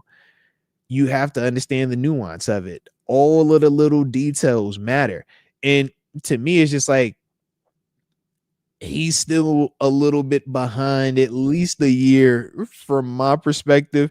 And that's to be fair to Arch. Because I feel like, man, if we just keep this whole, man, he compared to the guys this year's like, hey, bro, I don't see that one, man. I truly don't see that one. But don't get me in trouble, Sean May. I already know he's generational. I'm for sure a hater. I already know, Sean. I know, okay? I'm with you. But yeah, bro, he threw me off a little bit, all right? Shout out also to my man Drew Aller. All right, y'all see his picture up here. I'm not feeling how everybody's feeling. All right. I know some people are ready to crucify him because they did go out to LA and take a whooping. All right. UCLA took the belt off. Let me get the switch. Yeah. They for sure did Penn State dirty, man. And Penn State, they did, they fought hard. They fought right. I thought Drew was decent, though. Could he have been better? Yes. But I thought he was legitimately decent in this game. I thought that Penn State just as a whole just looked, I didn't want to say lethargic. I felt like it was like typical Penn State offense, though. Boring, basic, and they didn't really lean on Drew and allow Drew to. Because the other side is this. It's like, man, I want to say, yeah, let him really be in control of the offense. But then it's times where he'll be out there and I'm like, hold on, bro. You doing too much too. You need to still dial that back some. And I know y'all looked and saw some of the same, decision-making stuff. And I think that that's more so when I look at Drew, I'm like, you just do some questionable things that if you're my quarterback, I don't think you can do this. But this is what we're talking about. Like when we look at Rodgers and we say, man, Rodgers can make every throw. Yes. But Rodgers also understands clock management. He also understands the tempo. He understands when to take the day going simple check down, right? Every throw doesn't have to be down the grass. Every throw doesn't have to be, let me show you how talented I am. Sometimes it's, take the layup, right? Take the layup, bro. And I just feel like for Drew, I don't know if he all the way grasped that. And then it's times where I'm like, okay, be aggressive here. And it's like, why'd you do that one? Why'd you throw that one? Like, what were you thinking to make you say, this is the one I wanted to go with? So I'm torn on him, man. I'm torn because I feel like I should be more Drew, right? I should be, man, you guys are competing. You guys are tough. But it's like, I watched you in the Oregon game. Wasn't really impressed. I want you versus UCLA. And it's like, you're not necessarily the reason why y'all lost. But if I'm talking about taking you in the first round, I want you to look like a force multiplier. At least lie to me at the collegiate level like you're a force multiplier. And he just looks more like a part of it versus being a true force multiplier. Heck, I think their running backs are more guys than he is right now. And that's the unfortunate thing because I was actually kind of higher on Drew. But I don't know. I do not know, man. The more this season is going along, the more I'm just kind of like, bro, we might be off of first round quarterbacks. Unless it's Lenore Sellers. And even with Lenore, it's like, okay, will he be able to continue his development, his maturation, and the decision making? Because that's one of the toughest things. The talent is one part, but the decision making is just as important, is just as critical, man. And when you make bad decisions at that position, it gets you beat. You can't be a bad decision maker at quarterback. Can't, and especially at the NFL level, you cannot do it. You matter too much. You touch the ball every single time, man. So those are some of the things that I legitimately have questions with. But oddly enough, the one dude that I still continue to feel the best about, who still continues to grow on me, who still continues to make me feel a sense of confidence that, hey, if I was going to take a guy, I like to get him in the system. I don't love him, but I like to get him in the system. You already know it's Carson Beck, bro. Because I'm like, all right, Lenore Sellers, man, I think he's all world in terms of the talent. I love a lot of what he brings. But at the same time, I still have some questions. And I think that, based on his skill set and all the variables, that's going to be one of them top 5-ish type of conversations because of the frame, the arm, the legs, the size on him. But when I look at Carson Beck, not as sexy, right? Older. But I look at the decision making. I look at the leadership. I look at the winning part of it, right? Because we say, man, wins aren't just a quarterback stat. No, but to act as if wins don't matter based on quarterbacks and act like quarterback play doesn't largely impact wins and losses. I think that would also be, incorrect thought process. But you watch him. This dude this season, man, has Miami looking tough. Now, is Miami going to win the national championship? I'm not saying that. Heck, if anything, I'd like Oregon right now, man. Oregon looks tough. They got a tough one versus Indiana, and that's what we're gonna find out about Mendoza. All right, because I know y'all say, what about Indiana? Hey, don't you worry. Hey, we're gonna find out about Indiana this weekend, baby. We're gonna find out. Quarterback included, we're gonna find out. But to me, man, Carson Beck, every time I've watched him this season, doesn't matter how large their lead is or how tight the game is, he still looks cool, calm, collected. Doesn't matter where the game is located. We know this was one of their first ones where they weren't at the crib. Now, granted, you're still in Florida, but you weren't at the crib. And it's like you still just watch how he responds. I think his ability to throw the football, man, I think his ability to maneuver in the pocket, I think all of those things highlight his ability. And like I said, his decision making. All of those things are positives to me. And that's one of the things that stands out to me the more and more I watch Carson Beck. I think all of those things that he's doing, I don't think he has more talent than those other guys that I've named. I think some of those dudes are extremely talented. But in terms of playing quarterback, none of those dudes to me are playing better than Carson Beck right now. I think Carson Beck is playing just high-level quarterback. And I think that that's one of the toughest things when we're evaluating players or when we're talking about guys taking that jump from the collegiate ranks to the professional ranks, dudes that we view as high-level talents versus guys that we say are just dang good players. And to me, Carson Beck he's a dang good football player quarterback, right? But is he as talented as Lenore Sellers? Nah. Is he as talented as Arch Manning? To me, Arch is like very talented, right? But is Arch playing better than Carson Beck? Absolutely not. But that's the conversation at times. And because of Beck being on the older side, right? Not super old, but we're just saying, he's not a super baby out here either. You know what I mean? He didn't spend this time in the collegiate ranks. Okay. This thing for me, man, you feel a little bit safer with that, getting that here, man. Maybe it's a Mason Rudolph, right? Maybe that's all it is, man. A high-end backup that you feel good with in some certain situations, man, can get you out of stadiums and maybe compete to be a starter. Maybe that's what it is. But to me, man, I think that he, at least to this stage of the season, has shown the most consistency or the most promise. Reason to have a little optimism. All right. So shout out to my man Carson Beck. But like I said, man, those the quarterbacks right now, man, ain't as let's see, what's the word? It's not as promising as it was first communicated to us. And the reason I say us is because I didn't come in here and say, hey guys, it's a generational draft class. No. I was communicating that too. They was telling me that too. Okay. I was hearing the same thing I was hearing. Okay. And I just said, okay, instead of us just sitting back and believing and trusting, it's like, you know what? Let's just do our own research. Let's just, let's look into this ourselves and see what we can acquire, see what information we can find. And yeah, I ain't gonna lie, I ain't like what I'm finding out right now. I thought we should be getting better information on quarterbacks. It was a rough weekend for them quarterbacks. It was a rough weekend for quarterbacks in general, man. Y'all see what happened to Mark Sanchez out here. All right. It's rough out here. So yeah, quarterbacks credit is not the best right now. All right. It's not the best. But I ain't gonna lie though, man. Carson Beck is growing on me. I was not a big Carson Beck fan towards the end of his time at Georgia.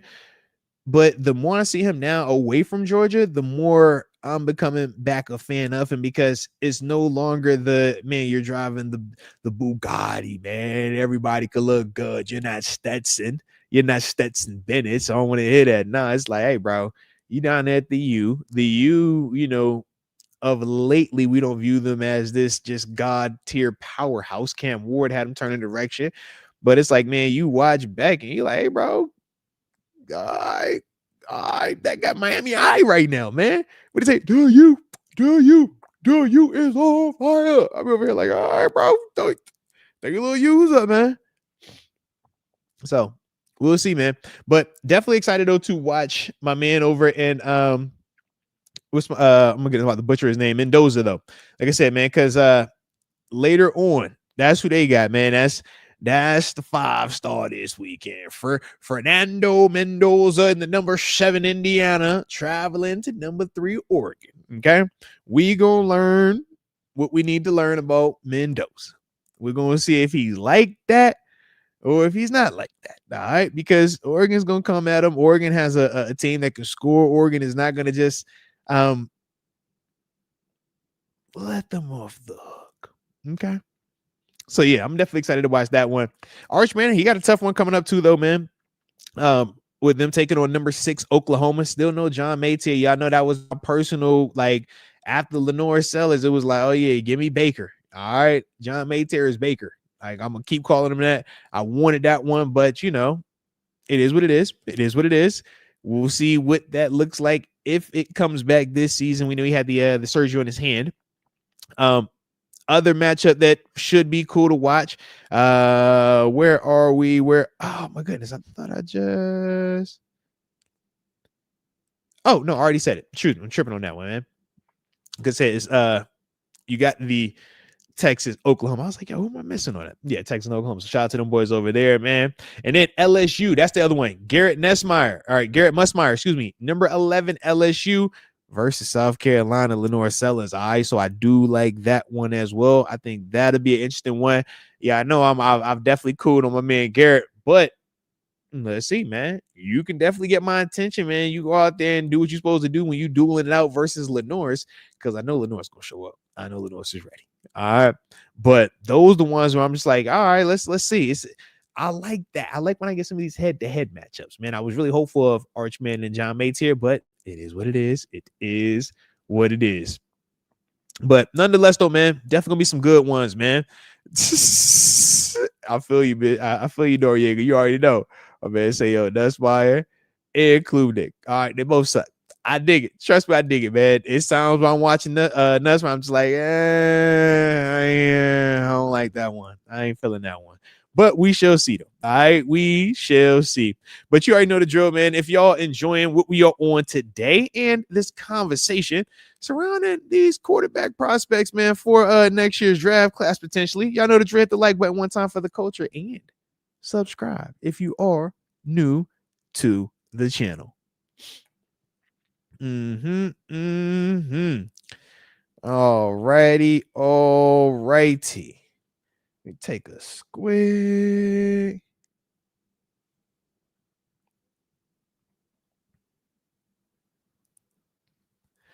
I like it.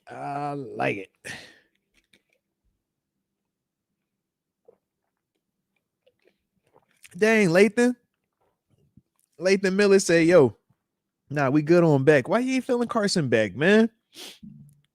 He don't move your needle enough. He don't make it look all nice and electrifying enough for you. He's not box office enough. What's going on, man? Why you don't like Beck? Beck gonna play that chill game, man. Low key, I like it though. And I do agree though, man. In terms of Will Howard more than likely getting a chance next year, I do agree with that. I think more so too. In terms of, you know, the Will Howards of the world, the Mason Rudolphs of the world, if that is that conversation, then a dude like Carson Beck, why wouldn't I want him in that conversation as well? Why wouldn't I want him to be in there? That'd be a nice little three-way competition, man. Yeah. All right. So my man Tyler from the 334 says, my man Carson Beck too skinny. Man, look, as long as we could protect, that's all that matters. Y'all told me Aaron Rodgers was too old, and through 4 games, he been looking all right. He been healthy enough. So yeah, you know what I'm saying? I don't think Beck too skinny for action, man. I think Beck with it. Yeah. Oh, and shout out to Bust Down. I did see this also, man. Amarian Hampton over with the Chargers, man, recently placed on injured reserve. I think it was for his ankle, if I remember correctly, man. So yeah, definitely not good news out there, man. No Amarian Hampton, no Najee Harris. Think about both of those guys were, you know, a part of what Jim Harbaugh and the Chargers were trying to do in the sense of take some of that pressure off of Justin Herbert, but also give you a physical identity. And now both of them dudes, man, out for the year. That's tough, man. Or at least for Omarion Hampton was at least 4 games because of the injured reserve element of it. So yeah, that was definitely different right there, man. He wasn't the only one though. Antonio Gibson, running back with the Patriots, he tore his ACL in that matchup versus the Bills last night, so he's done for the year. We didn't had a couple of like these past couple of weeks, man. We didn't have some dudes dropping, man. So like I said, definitely sucks whenever you see that, but I'm glad for us. We've been able to stay healthy, man. So shout out to us on that. Now, Mr. Noriega, you said John Maytier gives you Kenny Pickett vibes. I definitely don't see that one, man. I for sure see John Maytier giving more Baker vibes than Kenny vibes. I don't see that with Ken. No, man. Now, no, I don't see that one. Man. I feel like Maytier's arm is definitely stronger, is definitely more alive. And I think that was one of the things that really jumped out. Also, Maytier don't wear gloves. All right, just throw it out there, man. Maytier don't wear gloves. His hands are regulation. Okay. But so you see Kenny vibes, man. That's nuts, man. But he was balling in college. So you're right, Noriega. He was a Heisman finalist. I remember it. He was a Heisman finalist. He was cooking, had the fake slide and everything, man. Won the ACC championship. He looked good. But to me, Maytier is like, yo, Maytier be seeming electric though, man. You be watching Maytier sling that rock. I'm like, all right. And then Maytier take off on you. I'm like, all right, Maytier. Like, come on, bro. Hey. But yeah, all right. Nobody thought about Maytier last year when I was telling everybody he's overrated. All right. I respect it. Though. I respect it. And you said that you like him more than you like Lenore Sellers, which I'm back and forth on them. I feel like if I'm taking my approach or my mindset for quarterback to what we are deeming the new age quarterback, right? The Anthony Richardsons, the Joe Miltons, that big body dual threat guy, right? When I lean that way, Lenore Sellers looks more appealing because he fits that. When I'm watching Drake May stiff arm big Daquan Jones from the Bills stay up and then deliver a strike to Stephon Diggs, I'm like, hey, bro, I would like one of those. Hey, man, where I get one of those at, man? They got them at Walmart. That's at Target. Where can I buy that? I want one of them. All right. Can I get that? Lenore Sellers to me looks like that. Now, I can see where you feeling like, yo, Lenore Sellers A-Rich 2.0. For sure, I can see that. And that is always my concern with those quarterbacks. And that's why I typically aren't into them. But I do feel like Sellers is further ahead than Rich was coming out. I feel like A-Rich coming out, they sold me on some actually, they haven't sold me because I never bought that. But my man TG was trying to sell me on some nonsense with this whole A-Rich because he can do some backflips. I'm like, bro, he can't read defense, bro. He can't read. He doesn't process the information fast enough, man. He turns the ball over at an alarming clip. I'm not a fan of that. I don't get that vibe all the way when I look at Sellers. And I think that's why I'm even open to it. But Maytier to me, I just like that ballsy, man. I'm willing. I think I can put this ball where your defense, it doesn't matter what you're in. You can't stop this. I just like that mindset. I like that belief per se. But is he fully Baker? And I think that's a legitimate question, man. Because Baker is one of the all-time greats when you talk about what he did at OU. You talk about him collegiately. Heck, you even watch him at the professional level. It's like, yo, Baker looks clear-cut top 10. Clear-cut top 10. And that's the safe, just throw him out there in the top 10 so that way nobody gets fitted. But it's like, yo, you can make a case. Baker is right there on that fringe 5. He's 6'7", 8-ish. He's in that range just based on everything he does, you know? So that's the thing that I'm just like, I like that about him. But there are still certain parts of me that I do question. Shoot, you bringing up the fact he only 6'1"? Yeah, little quarterbacks. Can you see over this offensive line, right? Now, granted, we've seen at least a little bit more of a sample size of quarterbacks not being traditional 6'4", 6'5", and still be able to have success at this level, but it's not the most common.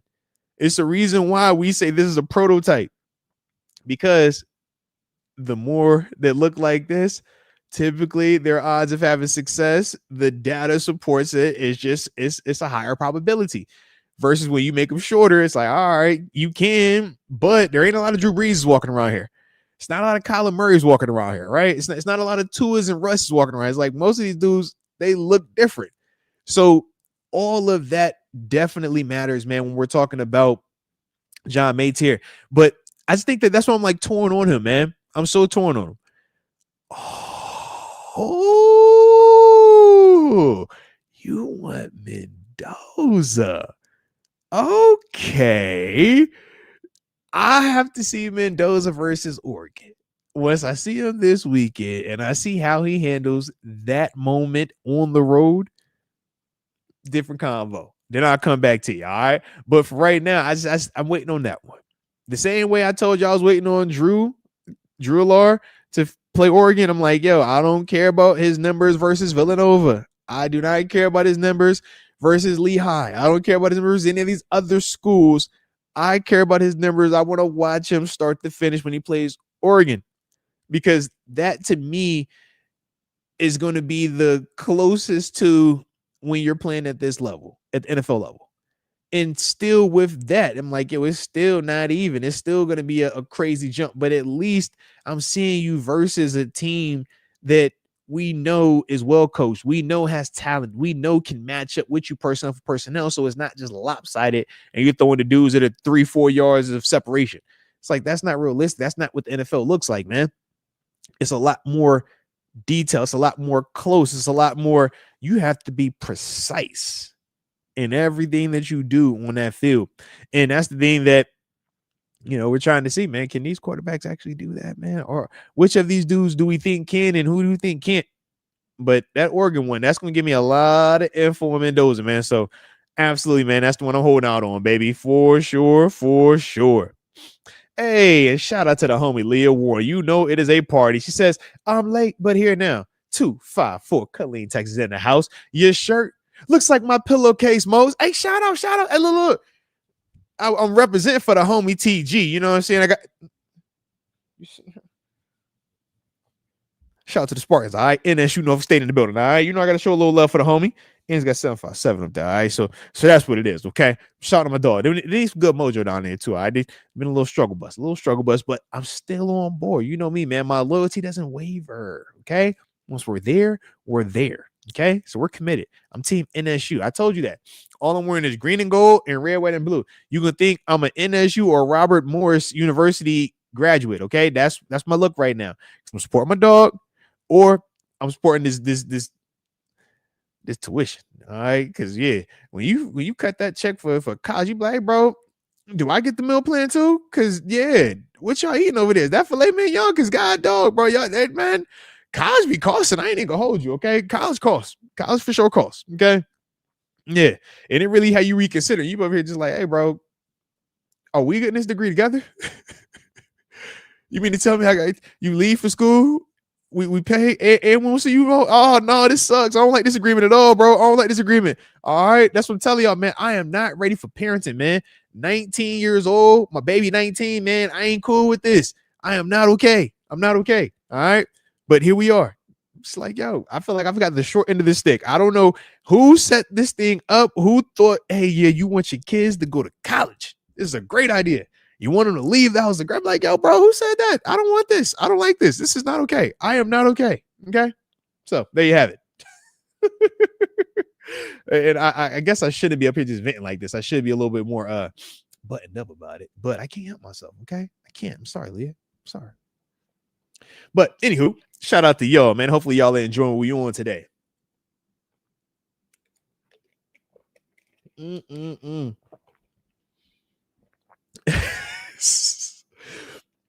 My man, yo, shout out to Noriega. He says, I like Ty Simpson too, but I'm scared of Alabama quarterbacks. Yo, for Alabama to be as dominant as they've been throughout, the past 15 years, right?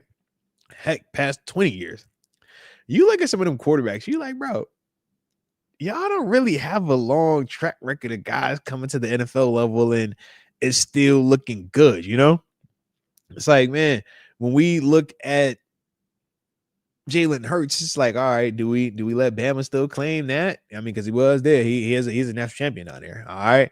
But Do we claim that, or is that more OU? Right? You look at Tua, and it's like, yo, I like Tua, but how we feeling about Tua all of a sudden? Right? You're like, decent at times, but everything bad in Miami, right? Those are some of the things I'm just like, yeah, I'm with you on the Bama quarterbacks, man. Bama QBs, and to a degree, when I be looking at them USC quarterbacks, all right, it was a time with them USC guys. You like, bro, y'all supposed to be nice, all right, and now y'all get to the league and y'all be stank. I'm just like, yeah, how we get there? So, yeah, I could dig you on that, man. Could definitely dig you on the Bama quarterbacks for sure. Shoot. Man, shout out to Noriega. You brought up Mac Jones. I was like, yeah, I for sure forgot about Mac Jones. Like, even though he was looking good in San Fran. Shout out to my man Shanahan. All right. Shanahan got them boys right. But Mac Jones, yeah, Bryce Young. I'm like, yo, none of these dudes look nowhere near as dominant as they looked in college. Not even close. Like, we look at some of the receivers. It's like, man, when Julio was dominating down there at Bama and he came to the NFL, it was like, yo, he still looked dominant. Shoot, Mark Ingram was cooking down there at Bama. He looked in the league, he's like, yo, he's still cooking folk, right? So you look at some of their defenders, like, yeah, he's a dog. That Minka Fitzpatrick was a dog at Bama. He's a dog in the league. I don't be feeling that about none of them quarter. All the quarters, like, yo, where is it at? Like, the dominance. Where's the dominance at, man? Yeah. Hey, Mr. Noriega, all Bama running backs except for Mark Ingram have been atrocious. Okay. Mark Ingram, we got to show a little love for. Mark Ingram in New Orleans and Mark Ingram in Baltimore. I respect that one. I took my cap to that one. Not a lot of them, all right? Because I remember the Trent Richardson hype. I seen it firsthand. I synced it. I'm in Buffalo. I'm like, yo, if I can just play against you every week, bro, they're going to pay me a lot of money. We're going to be all right. Problem is, we ain't play against them every week, all right? But, yeah. Shout out Derrick Henry. Respect on Derrick Henry. Look. We might have forgot Derrick Henry. But, Mr. Noriega, in both of our defense, Derrick Henry was not running like that when he first came out of Bama. He did not look the way that he looks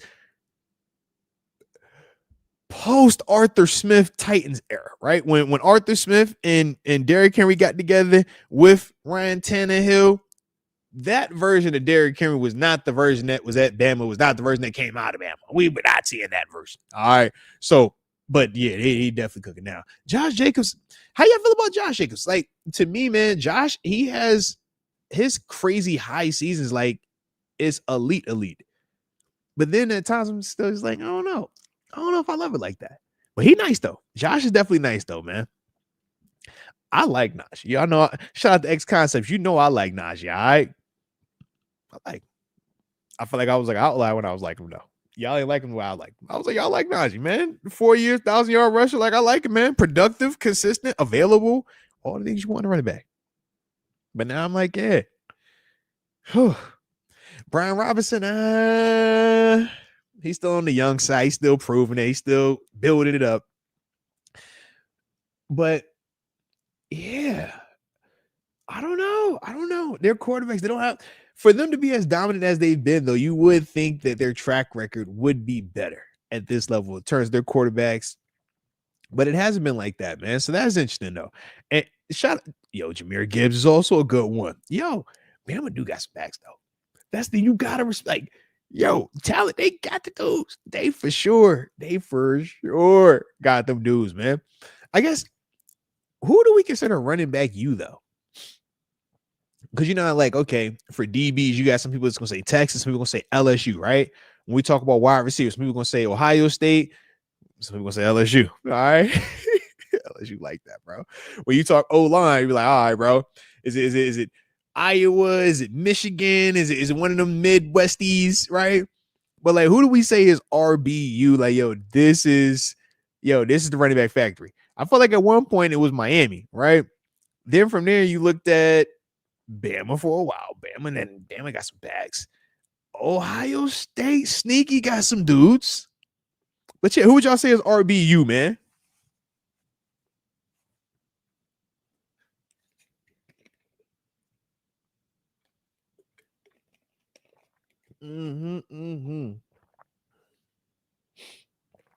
Oh, Pittsburgh Toddy, you are right about that one. My man say, yo, it was USC for the longest time. You're absolutely right, man. Thunder and Lightning, Reggie Bush. Obviously, you had Lindell. Shoot, man. RIP to the homie Joe McKnight. I remember when he came out of there, man. He was nice as heck. Heck, even when you go super OG status, man, you got the Juice Man come from USC. All right. Shout out to OJ. But yeah, the Don brought up Bama. Yeah, you gotta roll with Bama's tough. David Decker. I know. They done had some ones. I thought Claret was going to be that next to like start it back up, but it's like you think about, the backs that didn't have come out of that thing, man. They have legitimately had some dudes, man. You like, all right, okay. Shoot, y'all know Zeke. We know the two that just came out. It's like, all right, okay. Oh, all right. Yeah, in the Pete Carroll era, that's how we calling it. Iowa for sure is tight end university. Yep, I'm with you on that one, man. And if not, if we don't go Iowa, I'll probably go Penn State. I think Penn State's a sneaky one where they got some tight ends coming out. Oh, heck of a shout out to Rod Dolly. He brought up Auburn. Cadillac Williams, Ronnie Brown. Oh, then you had oh my goodness, I'm drawing a blank on my dude. Oh man, Mason. Was it Trey Mason? I want to say it was Trey Mason. Yeah, because Jordan Mason is the one that's in Minnesota now. But yeah, all right. Shout out to Auburn. Dang, and I feel like I'm definitely forgetting somebody like more recent too. Okay.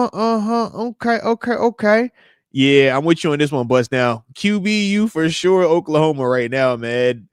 But it's like transfer QBU. They ain't recruiting these cats out of high school. They transfer game is on 1,000 right now. All right. But yeah, for sure, Oklahoma got the QBs, man. Lincoln Riley. Yeah, that. Let's be more specific. Lincoln Riley. That's the quarterback whisperer. Okay. But let's go.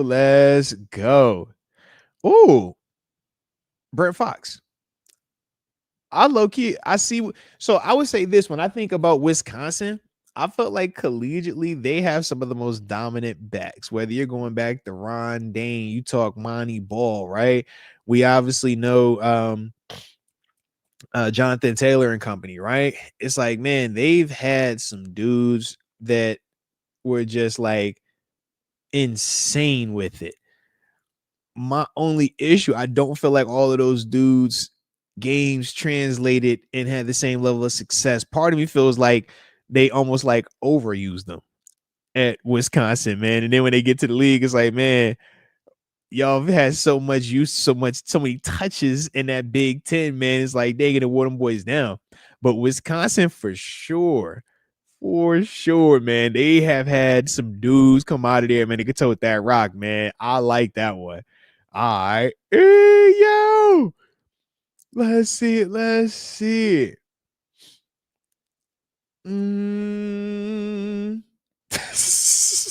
Shout out to Tyler. He says, yo, Bama is every position you. Roll Tide. And I would agree because he'd be like, all right, what about Bama wide receivers? You like, yo, they have some dudes. Y'all see Devontae Smith? Yeah, we like Devontae Smith, right? Y'all remember Julio, right? We like Julio. All right. Shoot. I'm missing, like, man, I feel like I'll be missing some of these dudes, man. We should just pull up a list one day of like, yo, these are all the guys that we think are nice. These are all the guys that we don't think are nice. These are all the ones, that have come out of here. And then we could really, break this thing down a little bit more efficiently because you know how this is, man. We're going to throw it out there, say a couple of names. Like, I remember that one. I remember this one. And then we just like, yeah, when we go back and look at it, I'm like, yo, he won't like all that, was he? I don't think it was like that. Oh, we missed this guy. We forgot that guy. But that's definitely how it is, though, man. Let's go. Hey, X Concepts, what does Robert Morris produce? Well, hockey. All right. They're a hockey school, man. You look them up, man. They get activated with hockey, ice hockey. All right. That's their thing. But in women's basketball, they did make March Madness as well. All right. I don't want to say men's. No, men's made March Madness. Excuse me, that one. But they're hockey school. All right. Shout out to Robert Morris. All right. Let's go, Bobby Moe. All right. I'm a part of the gang now. Okay. Yeah. I'll be in blue and red tomorrow. Okay. Yeah. Because that Twitch be costing. I'm like, yep. I'm with y'all. All right. One band, one sound. Okay. I think they got homecoming coming up. Yeah. Let's go, man. And yeah, David Decker, Syracuse, moved to Grizz basketball school. I think UNC, you should throw them in that category as well. Kansas, yeah, it's like, yo, basketball school right here, bro. Strictly basketball school, man. All righty. So let's see. But I like this though right here, man. I like this. Hey, and I told y'all too, man. I said, yo, the homie ain't never on time, bro. Like, we on here 5:40. Like, bro, about to shoot this text, man. 1 second.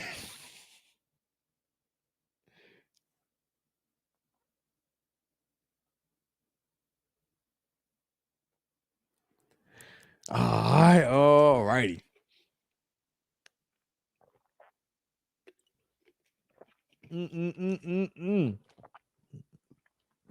But I like it though. I like it. So shoot, as we sit here just waiting for a second, because like I said, man, I see y'all I said brought up the phone lines. Not about to do the phone lines today, just because like I said, man, once we spark this up, I already know that's when he would call. And then it's like, yo, I want to do the whole back and forth, man. All right, but worst case, for sure, we'll just open the phone lines up on Wednesday. All right, so I got you on that day. All right. But I like where we are, though, baby. I like where we are. Hey, and shout out to you, X-Concert. That's you showing some love as well with the LBs. But now I remember what I did want to look at, though. And I'll pull this back up, man. This is from earlier, man, a little bit around the league. But I told y'all, man, in terms of the Browns, man, Dillion Gabriel, right, did have his first start. So did want to go back and just kind of briefly look at how he did, man, in terms of in his first start. Because like I said, man, we will see them. Oh, excuse me, wrong graphic. But we will be seeing good old Cleveland this week, man. And more importantly, we'll be seeing my man Dillion Gabriel. But 19 for 33, 190 yards, 2 touchdowns in the matchup, had 2 rushes, 5 yards, right? Sacked twice. And one of the things that I will say, though, when I was watching Dillion, a lot of the Tua flavor, a lot of that quick, release, getting it off, rhythmic type passer, man, which I do think for us, it could create some issues, but at the same time, it also creates some opportunities because when those dudes are trying to get that ball out fast, trying to be on schedule, you're not always processing what you're supposed to be processing and seeing everything that you're supposed to see. So that is some of the things that, to me, I thought showed when you were watching Dillion Gabriel in this Vikings matchup. But to me, man, Dillion early on, it had me asking myself, like, all right, do y'all? Because first off, if y'all watched the game, right, it was early in the morning, but if you watched the game, were y'all at any point watching Dillion and saying, have the Browns found their quarterback? Let me know in the comment section, because there were some moments I'm just like, okay, Dillion, you kind of got to move it a little bit. Okay, Dillion, you kind of slinging this rock around a little bit, but I don't know. Maybe it was just me because, like I said, it was super early in the morning. All right, and it was a victory bye week, so I woke up to the wake and bake. You know how we do it over there. You know what I'm saying? Research gang. Wow. But yeah, I was looking. I'm just like, I don't know, but he kind of slinging his rock a little bit, man. He had a couple of like tight window throws too, so I'm like, maybe it was just me. But how did y'all feel about Dillion Gabriel? Did y'all have anything that y'all said was like, yo, I kind of was impressed by this dude right here, man? X Concept says it was a lot of short, quick passes. We need to pressure him, and our DBs need to tackle the screens. I like it.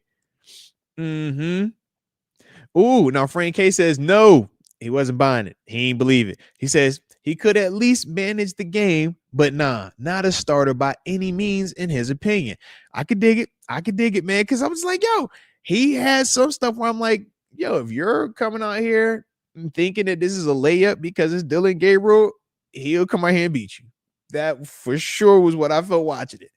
I'm like, I ain't saying it's a world beater, but you act like that thing, you can just go out there and, oh, we'll turn it over 2-3 times. Oh, man, we worry about that. I think it will get after you a little bit, man. Shout out to Noriega, man. Trust me, baby. You know I'm with you, man. We always team should do over here. All right, you know that. But I was just trying to be, I was like, yo, let me be fair. I was like, I'm gonna watch him, and I'm not gonna watch him with the mindset of this is supposed to be Shador out here. I was like, I'm just gonna truly just watch him to see what it looks like, right? Just what he looks like. And I do feel like, man, he has some moments where I'm like, yo, I've seen Tua do this. I've seen Tua pre-Tyreek Hill what that looked like, and then you put a Tyreek Hill in there, and it's like, whoa, this offense is scoring a lot of points now. Dang, the way you slinging this rock around, man, you really cutting it up. So that part to me, it did kind of stand out. That part to me did kind of make me feel like, all right, I know Stefanski know how to cook it up. The 2-time coach of the year. I know he know how to do what he's doing, but I just don't know all the way, man. I don't know all the way. But part of me does feel like Dillion is decent. I ain't gonna say good, but he's decent. Now, I also wonder, just, as I try to not be biased towards Dillion, because Noriega, you're not the only one. I'm not a fan of I'm not a fan of Landon. All right, I'm with you. I think it's cringe. I think it's a little bit more doctored. I think it's not as authentic, okay, as it tries to come off. And I think that's what really makes you just like, I'm good on this, bro. I ain't hearing this, bro. I'm cool. And they got a little bit of that front runner in them as well. And I'm just like, I'm cool on it. So I dig it. I definitely dig it. And yes, I understand that Dillon Gabriel was a super duper senior, right? My man was in school for a long time. Okay. I already know. He got that KP on him. He got that Kenny on him because Kenny was a super senior as well. You like, bro, how long you been in college, bro? You about 30. All right. So I get it. I do. But when you watch him and just, when you're thinking about some of these other quarterbacks out here, I'm like, could it have been worse? I think that's where I left out. I was like, yo, it could definitely have been. They could have had a worse option than Dillon Gabriel out there. Dillon wasn't like completely trash. Now, he wasn't nice, but he wasn't trash. And I think that's kind of where I left at.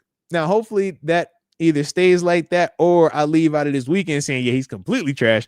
I hope for that. I think that would make it a great weekend for everybody if we're like, yo, Dillon Gabriel was trash after Sunday and we win. Okay. Trash and we win. Okay. But that's the part for me where it was just kind of like, I think Dillon, for it to be your first start on the road abroad, I ain't hate it. That's all. Didn't hate it. Didn't love it. Make sure I emphasize that. Did not love it, but didn't hate it. So shout out to Dillon. All right. Now, I don't see this happening though, Noriega, man, in terms of them trading Shador, because shoot, first off, why would you draft him, right? You draft him because you feel he can do something for you. He brings something to the equation. Now, what is that something? Who the heck knows? But you feel like he got something that you want to keep him around for. And that's the other reason why they didn't just release him when training camp ended / preseason. So I do feel like for them, they would rather have him there. And you still got to realize they got a Kenny Pickett on the roster. They still got a Joe Flacco on that roster. So it's kind of weird in terms of the age and where they want their long-term direction to be. Outside of the loudness around Shador, it's not bad to keep him around there, even with Dillon Gabriel getting his opportunity, because they're two very young players, but they both bring, different things to that offense, man, in terms of their skill set. So we'll see, man. But yeah, they definitely. Oh, you're right. Excuse me on that one. KP is over at Vegas now. They traded him. I forgot all about that. I was trying to see the start. Good call, man. Shout out to Austin Powerovich and the homie Hazard Gaming. You are absolutely right about that, man. So with that though, I just don't see the need though for them to move on from Shador in that sense, man, because unless you feel 100% confident that Dillon Gabriel is your guy, you're not about to move on from Shador. And I don't think they view Flacco as like 100% their guy either. Otherwise, number one, he wouldn't have been playing as he's been playing. And number two, they wouldn't have moved on from him as quickly as they did by giving Dillion Gabriel the opportunity to start this past week. So we'll see, though, man. We for sure will see. But I like it, though, man. I like it. Now, I ain't gonna hold y'all, man. I was looking at the clock. I'm like, hey, man, I think it might be a dud on my dog, man. All right. But shout out to my dog, man. We are not going to trip, man. We're going to spend the block, get him on another day. But as a whole, though, man, I'm saying it's a good little vibe out here, baby. Good little vibe. So hopefully, Ian's enjoyed what we was on today. Okay. You said, man, hitting that around the league and more importantly, that AFC North focus. Had a chance to also talk about those college quarterbacks, what they did what they did over the weekend, who stood out, what we felt good about and stuff like that. But as a whole, man, good little vibes. So you know the drill, man. We back in this joint tomorrow on the early vibe, 11 a.m. Eastern Standard Time. Me and Tanisha doing our crossover, man. We'll also, like I said, man, give our thoughts together about what we saw over the weekend, man, who stood out, what kind of, spark certain questions that we may or may not have had. And of course, we're going to answer that thing the right way, baby. Also, I did forget this, man. Shout out. All right. Shout out. Let me see if I can do this real quick, though. Okay. I'm gonna try to do this the right way. I might not. Okay. I thought I was going to do it. Not going to do it. All right. But members. All right. Shout out to the members. Yeah, I might have some new emojis that then dropped in there as well. All right, just a heads up, man. Definitely tap in. Oh, all right. Hold on. My dog done popped on, man. All right, we got 10 for him. All right, we got like 10 piece on. We're gonna hit it and quit it real quick. All right, let's get to my dog real quick. All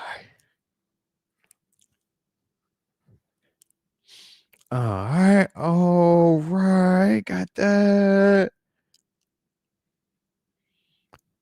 All right, man. There he is, ladies and gentlemen. There he is. We was over here worried, man. We was like, yo, where's the head, man? Shout out to my dog. Hey, look, man. Man, look, man. We still holding strong over here, man. You see what I'm over here rocking out in, man. You already know, man. I ain't showered in 3 days, man. I was still hot about this weekend, man. You feel me, yo? Set up like, hey, on the waffle, man. On the waffles. You know what time we on. Stay focused. We all right. We'll be all right. Let's We're go, gonna bounce back. We're gonna be all right. There it is. We're gonna react. We're gonna come with our mind right. Have a good week of practice. We're gonna win the day. We'll be ready to go. There it is. Hey, look, all the little things, baby. All the little things. Hey, get back to the basics. Already know. Everything back to the basics. Already know, baby. Run.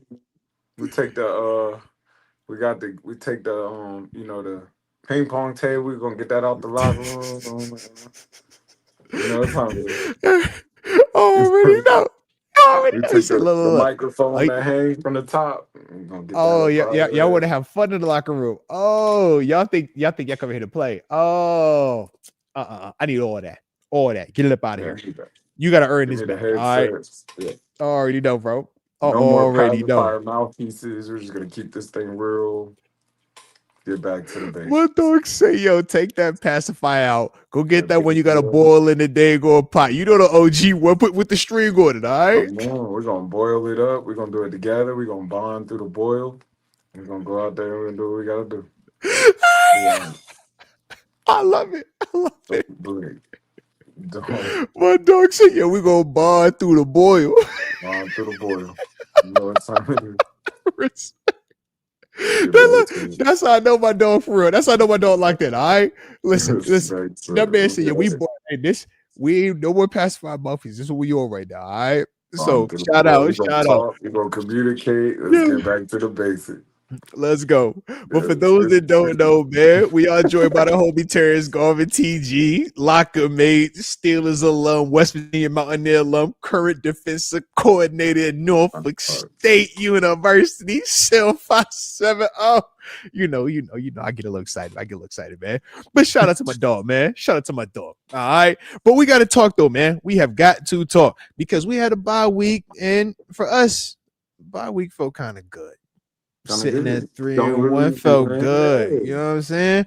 But I gotta ask though. I gotta ask you, how'd you feel, man? You seen Baltimore, you seen Cincy, you seen Cleveland. I'm like, oh, division look Everybody kind of weird hurt, right man. now.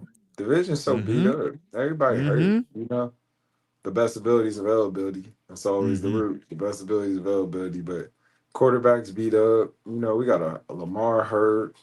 No, it's sad to say. I hate to say it, but Joe get hurt every year. You know what I mean? Every year. Joe stay hurt right now. So it's like I You think and that look, so are you saying that Joe is injury prone? Is you willing to put that label on him? is this his third year hurt? ACL, wrist, then whatever he's did, the turf toe. So that's 3 majors. I feel like are we missing another one? No, I don't know. Are we missing? I'm about to say we might be missing another one. I don't had the know. knee. We had the ACL. That we would had the say knee. I remember the ACL. I remember Didn't we have like a the wrist or something? that was last year, I thought. Okay. Because or was that the year before last year where you had the wrist thing? I'm about to say because all of these things And they're have like been like year back to long back to back. and Yeah. they're not like Mm-hmm. 2 weeks you'll be back. They're like, go get another quarterback. Let's figure it out for a minute, and then we'll bring it back. Look, I mean, surgical. Shit. because I didn't like he was comeback player of the year almost last year. Like He almost was. up for Yes. the award. You know. Mm-hmm. So it's kind of like, I mean, I think that's what labels you injury prone or not. If you can be comeback player of the year, like he got a chance to per se maybe win it next year. He had a chance to win it last year. You know look, I mean? if that's your award, when we look at we like, yo, that's the Joe Award. It's like, hey, bro, that ain't what you're trying to do. That ain't what you're trying to accomplish, it's man. It's kind of like in the NBA, you could say LeBron could get MVP every year. So he's one of the best players in the league. You could right now say Lamar. We say your man in Buffalo, you can get MVP every year. What you mean, my man in Buffalo? You know his name. Don't be acting like that. You know his name, man. Tell me your man in Buffalo. The reigning MVP is what you meant, man. Hey, yeah, man. He took a page out your boy's book, though, man. Last night. I wish. I'm gonna say he took a page out your book last night, man. There you go, bro. Yeah, that's a lot of. You know what I'm saying? He was out there pulling a Lamar. I'm like, bro. I'm like, listen, bro. Your name is Josh. You are not Lamar. Don't do that. Don't you do that. You are not Lamar. Don't you do that. I caught it the first time you jab. I caught it the first jab. For sure. You funny, bro. I like it. I caught it the first time you said it. Yeah, I caught it the first time. So he out there like us for sure. He took a tough one last night. Respect. But I'll simply say, if you're in that category that you could be MVP every year, then you're in the MVP category. If you're in the category where you can get possibly comeback player of the year, then you injury prone per se. Still one of the best players in the league, but he just get hurt a lot.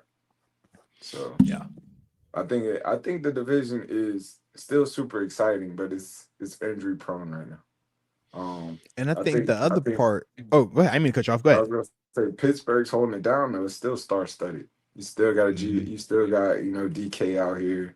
You still got Jalen's down right now. Yeah, it is. Shoot, our old quarterback is the healthiest of the bunch. Think about it. I'm like, yo, Roger's still hanging off. That I was even if you wanted to go there, oh boy, that used to be up here, Pickett. He's over there hurting. Didn't he go now? Oh, over in Vegas. I didn't even check. I'm just thinking about those whole injury, like just the. But those been whole nation of the AFC North originals to the Patriots. Everybody's kind of just. Well, shoot, yeah. I mean, if you start doing that, you throwing the Najis, you be like, yo, bro, the AFC North guys is down right now, bro. Right now, like it's a rough year for the original. And like you said, it ain't even like regular like small injuries. You talk about, bro. I'm like, season. Bro, you done till December. I'm like, what does that even look like, bro? Y'all done got smashed back-to-back weeks. Like, you're different team at that point. Yeah. I'm over here looking at Lamar like, what's up with the hammy, bro? How long until he coming back? Because that can get weird. You sitting at 1-4. Yeah. You see, all right. Yeah. Now if Lamar coming back and they 1-6, 1-7, what are we talking about, bro? Now I don't you feel me? Like you back. Now I'm like, all right, yeah. Make sure come on, man. Yeah. And you got to be perfect run the table. After that, I'm like, yo, it's looking weird. Cleveland, you move on from your other boy Joe Flacco to the young boy Dillion Gabriel. How'd you feel about Dillion? I'm not mad at Dillion. I think Baby Tua. Okay. I think Baby Tua does what he has to do.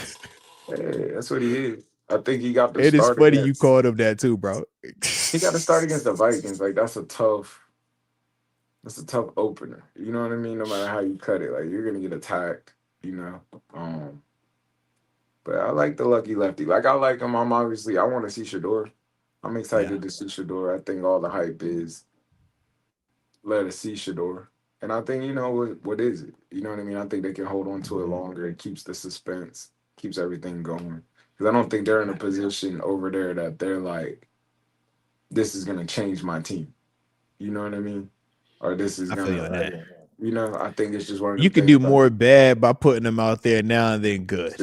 You see it? It's kind of like for him or even for the organization. Yeah. I was more saying the business of the organization. I'm still getting, because people want to see what we're going to do. And they want to keep seeing what we're going to do in a place where it's like, well, I'm going to just keep messing with it. And I'm going to keep these sales high. Even if we're not winning, we're winning.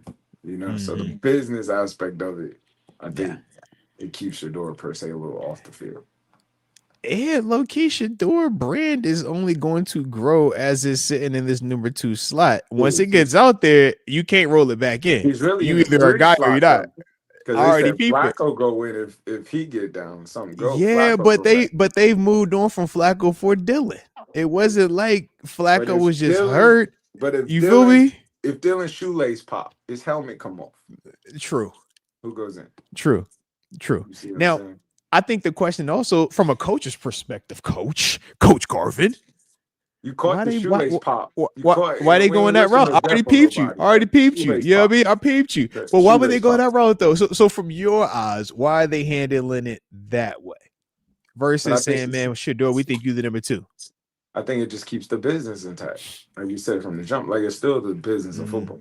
So it's like even though it might be ready, it might not be ready, we don't know exactly what it is, but they might feel a way that, okay, it's not ready. So I'm not even going to give it that for it to get that, or it is ready. So I'm might still don't give it that, give it the hype of it, and then when I do it, I look like a genius. So it's kind of like, I think it's the game within the game in that situation. I can't speak for certain, but I believe if you look at it outside in and calm it down, I just feel like it's the game within the game. Yeah. Now, any trade considerations surrounding either one of them dudes, or you feel like they both there? Because I know some people in the chat are like, yo, should they try to trade Shador, man? Should they try to move on from him? And I'm just like, I personally don't see that. Yeah. I think Flacco's trade bait. You think so? Yeah, I think Flacco's trade bait. Okay. To the right business, to the, because he an old head now. He ain't a young dude no more. You feel me? Like, but some places, the Bengals, that's what you're not looking to bring in controversy. You're looking to bring in somebody, get you out of stadiums for a couple of weeks. Yeah. Like you're not gonna trade for Shador, and now you got to deal with that. And you see what I mean? Like you got to think. Yeah. Shador's back in that same situation as the draft. I'm not going to trade for you unless I'm bringing you in here to come start per se, but I'm not going to bring you in here and bring all that to my loudness to be no. Stay right there. Yeah, because that's a good idea with the Bengals, because I'm like, if they still want to remain competitive and they don't feel like Jake Browning can do that, you still can go Flacco, you can go Russ, Jameis, like you got some alternatives, but you're right, you bring in a Shador. That does feel way different though, because you still got Joe. In terms of Joe Burrow, it's like, why are you bringing him in? Yeah. As soon as it go back, you're like, go back home. Absolutely. I mean? Yeah, look. None of y'all are better than Joe. None of y'all are better than Burrow. Yeah. It's like, so it's kind of that boat. Like you're not gonna trade a fish for that. You're gonna get something that's like, get me home for a few weeks, but when that come back, that's back. Now, do you think they'll actually do that, or you think they're gonna suffer in silence with Jake Browning, man? I think they'll suffer in silence with Jake Browning. I think Jake Browning's their guy. They drafted that, right? He been there for a minute, man. That's what I'm saying. That's like respect the legend, the Charlie Batch. You know what I mean? I Yo, trust it. I okay. love it. Respect the Okay. legend. I Okay. trust it. I Now, love it. I'm gonna throw him in the Mason category because he ain't as decorated as Seabass. Seabass, Wish, you know what I'm saying? wish. You know what I I'm mean? just Throw him in the saying Mason category. when you speak the elite next man up, Yeah. that's an elite next man up. You know what I Oh mean? yeah. I'm ready to go. I'll go give me 4 to 6 wins. Jake What you Brown need? is the Tyler Huntleys, the Carson Wentz's, Tyler all Huntley went to the these. Pro Bowl, bro. Every time you say it, All I right, put drop some it, man. respect Come on, on it. Put respect respect. on Snoop the Pro Bowler, You know what I man. mean? Absolutely. If you gonna name all the twos Mm-hmm. per se, then you Mm-hmm. gotta name your guy in Atlanta. You know what I'm saying? The legend, the Captain Kirk.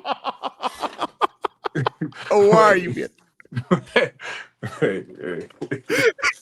I'm just saying. Why you want to hate on Kirk? Kirk If you ain't gonna name done him, you gotta nothing. name him. Kirk ain't done nothing to nobody all year. You just go Captain shoot at Kirk. Kirk. That's wild, Next bro. man up. Hey, I'm ready to go. don't you be taking your animosity and all your built up for y'all being teammates. Don't you be dropping that over here, bro. I ain't trying to hear none of that, bro. Kirk is a starter, okay? I'm here. Kirk I'm is a with starter in this league, okay? A dang you. good starter, okay? He's just in a bad situation out there. He's a good starter, all right? This is crazy, man. Talking about some thing on Kirk Cousins, bro. You gotta chill over, man. Kirk like that, bro. All right. Kirk costs too much though right now. Kirk for sure ain't. Kirk costs a Nobody's little trading for too Kirk. much. Nobody's trading for Kirk right now, bro. Yeah, Costs way I too feel that. much. I do Yeah. feel that. I Mm-hmm. do feel that. I do feel that. But I think Russ is in that cost too much category in a sense too. But like you got to think like these are guys because I think Russ is the same as Kurt if that's the case because it's Yeah. almost like it's a guy that's not your starter that you're like Mm-hmm. I'll pay for that, but at the same time I got to put all this money into. So it's the same as it's the same. Because Russ is getting what 10, 12 or something like that, right? He making money. Yeah. It would have to be a situation like Aaron's or like Justin Field. In a sense, you trade it, you still pay it. We'll pay the rest of it. Like we'll split the bill. Mm, You know what I mean? yeah.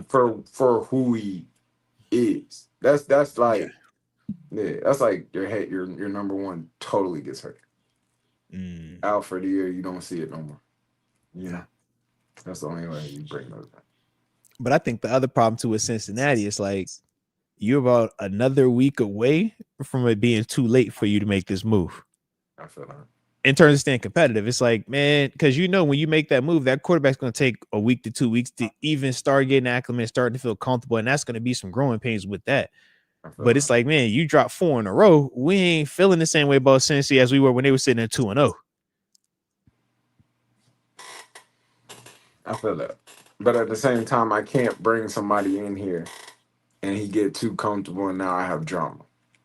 Like I'd rather per se, as an NFL team, you thinking they're thinking, I'd rather just we'll figure it out later before I bring him here and start drama and waste money per se. I'm paying him too much.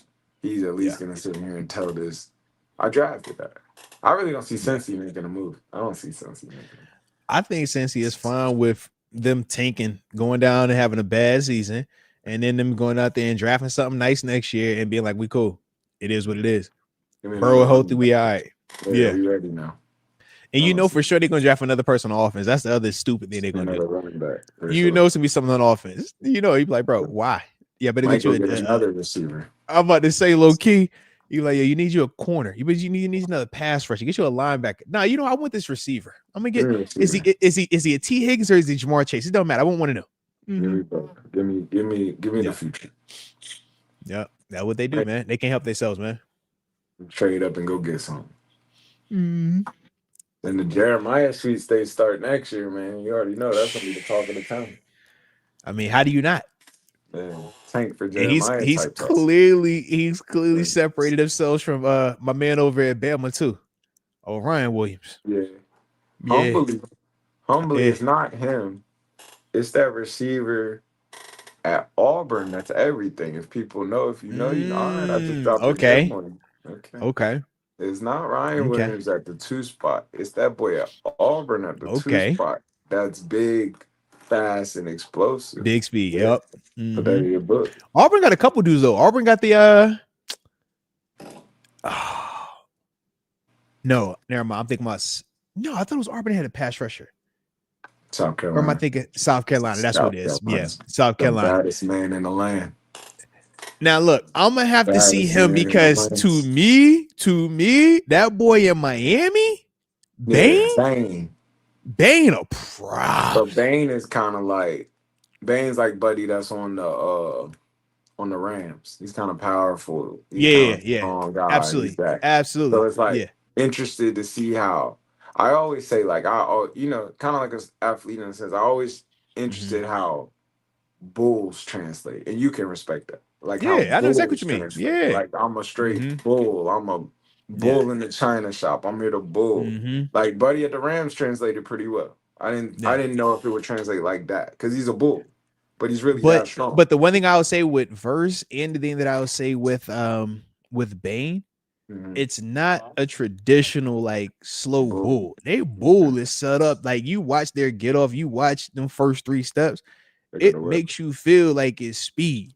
And Okay. then it's just they got that third, almost like old school Kevin Green, third step turn into you bull rush, and it's like you can't stop because you feel like you're about to, so you worry about that speed so much. Yeah, but it really starts with their get off. And watch Bane, man, when he's getting out that stance, very similar to the Verse. It's like you typically don't have that combo where you can really get off like that. And that's one of the even I Worlds. feel like Watch Duberville. Worlds. They feel Yeah, Duberville. like Doomerville, Elvis Doomerville. Absolutely love Dooms. Absolutely. But that's that same vibe. It's like those first 3 steps give you the mindset, this is speed, speed, speed. And they just turn it into third step bully you, and you don't have an answer for it. Yeah, you have no answer for that, man. Okay. Mm-hmm. Man, Wildcat, I know you ain't not, I know you'll respect it. You'll love it. So, boy, on Jackson State, All right. he wears number 6. They say he's the baddest man at HBCU football. They say he's a draft pick. He's a pass rusher. It is not. What? It is not playing. Hey, all right, put it in your book. Go check him out. All right, say Salute. less. Say less. Shout out that guy, Because man. All right.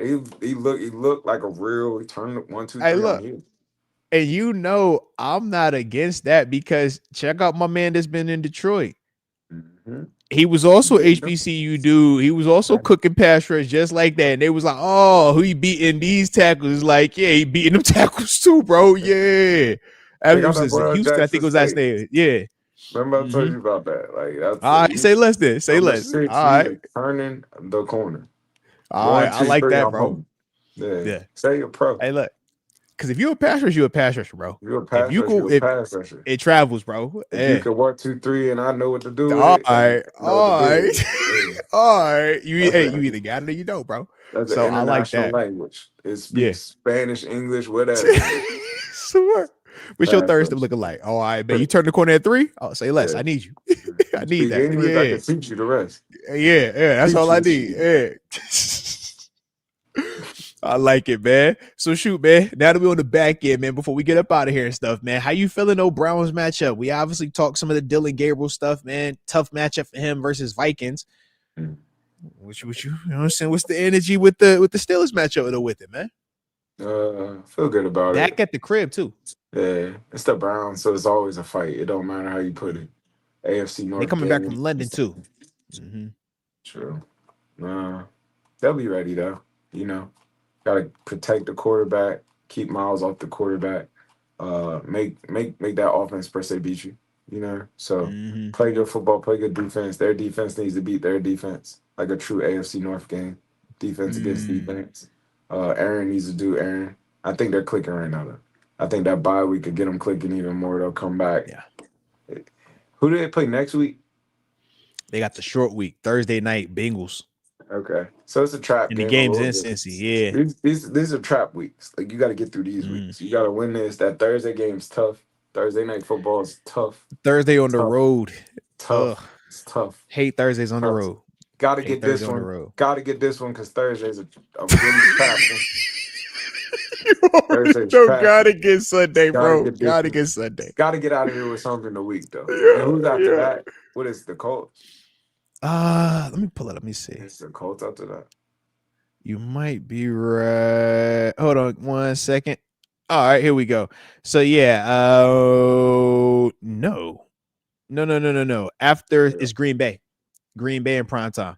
Yeah, so we got Cleveland 1:00 Sunday, Thursday night be Cincinnati, and then Sunday prime time Green Bay, and then that following week Colts, and then that following week after that we go on the road to LA prime time again. Okay, big game right here. This is a mega game. Yeah, mega game. Cause that schedule get rough.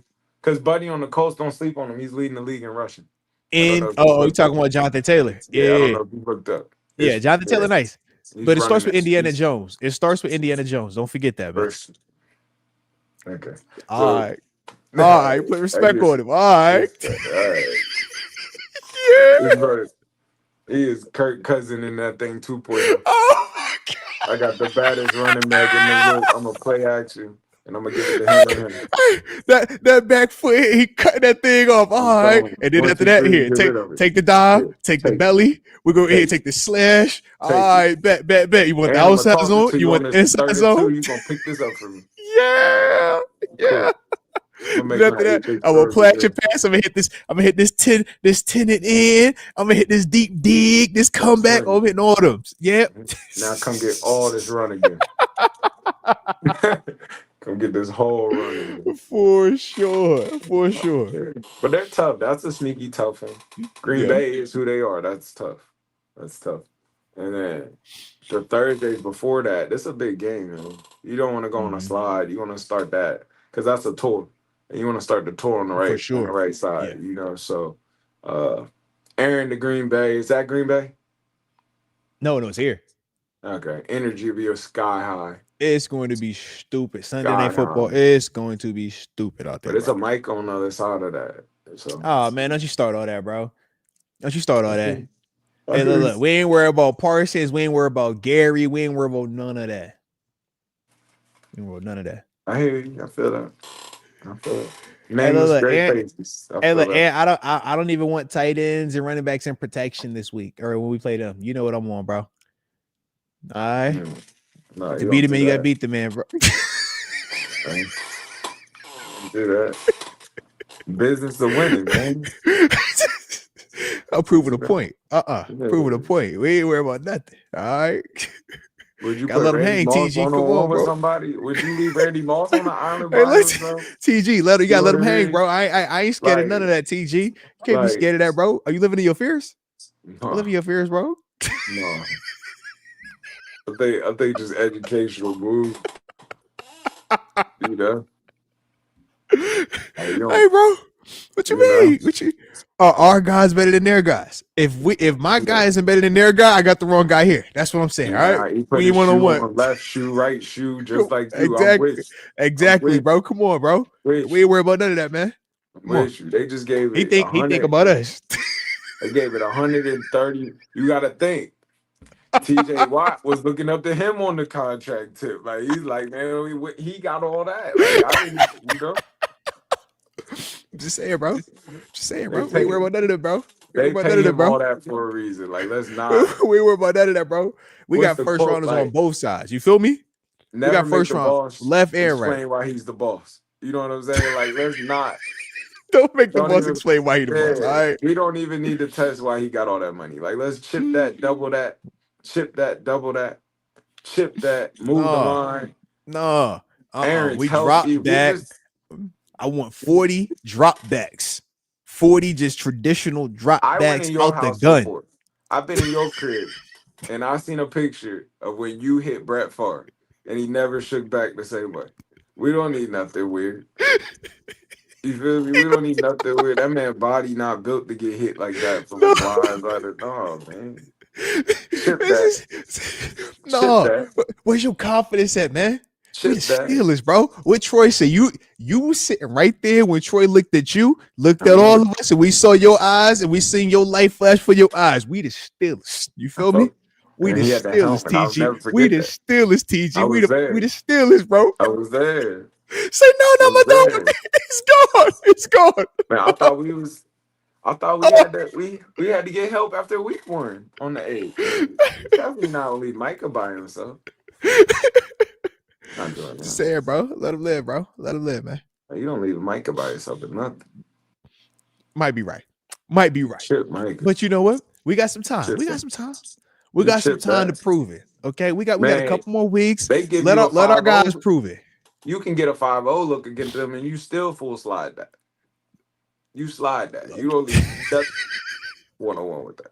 He You say, still look, slide I that. know we should do this, but you're still gonna slide to wherever Don't that worry about it. is. I know this is a Okay. 5-0, but we're gonna full Hey, look. slide this, and we'll throw off the free player, but we're not gonna do that. See, yo, hey, Eric, that's your free rush over there. Don't worry about what. Yeah, you Okay, gotta we throw taking care high of for one. that. He's not gonna Shit. get blocked, but we're gonna double this. Don't worry about it. Don't worry about that. Let's go, man. Let's go.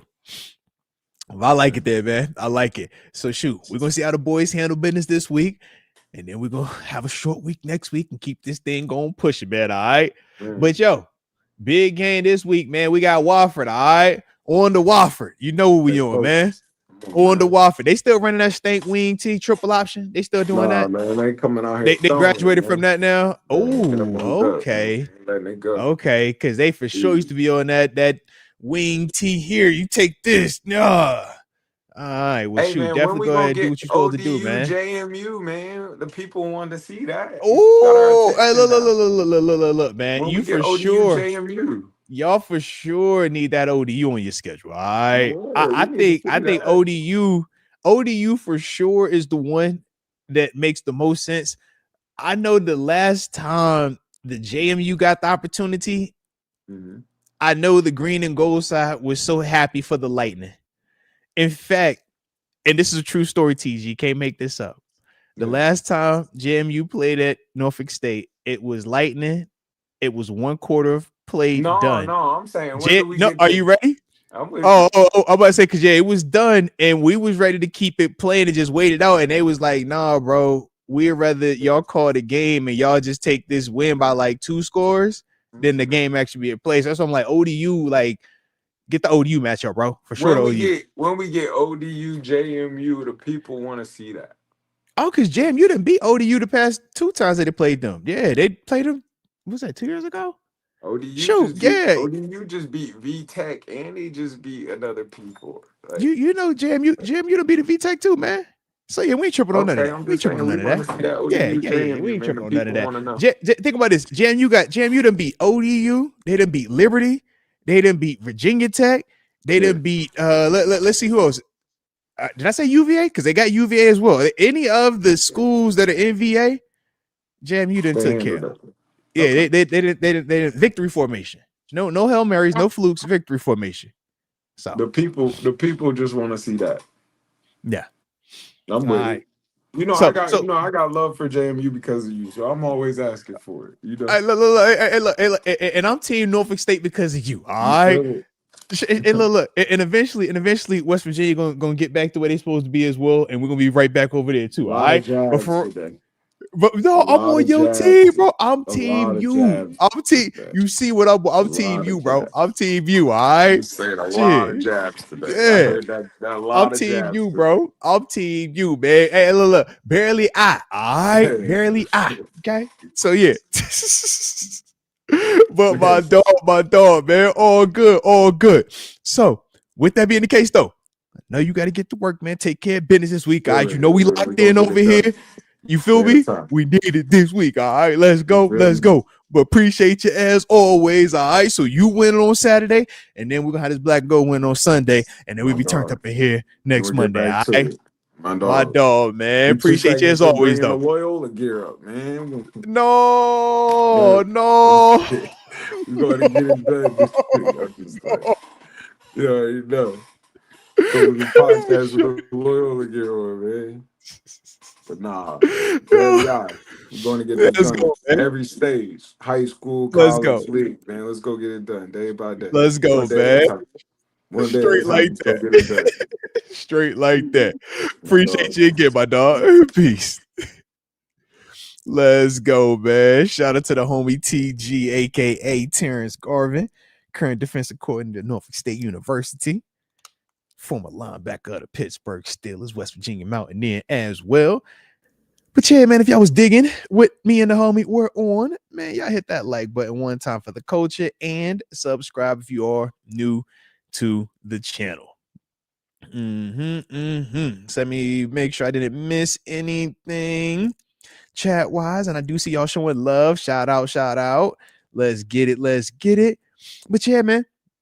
Appreciate y'all. Hopefully y'all enjoyed it. If you did, you know the drill. Hit the like button. Don't forget to subscribe. Stay safe out there. Like I said, we will spin the block tomorrow, man. Me and Tanisha, 11 a.m. Eastern Standard Time, man. Make sure y'all tap in when we do our crossover Tuesdays. All right. Always a blast whenever we get a chance to talk. All right. But like I said, y'all stay safe. And until next time, baby. Peace.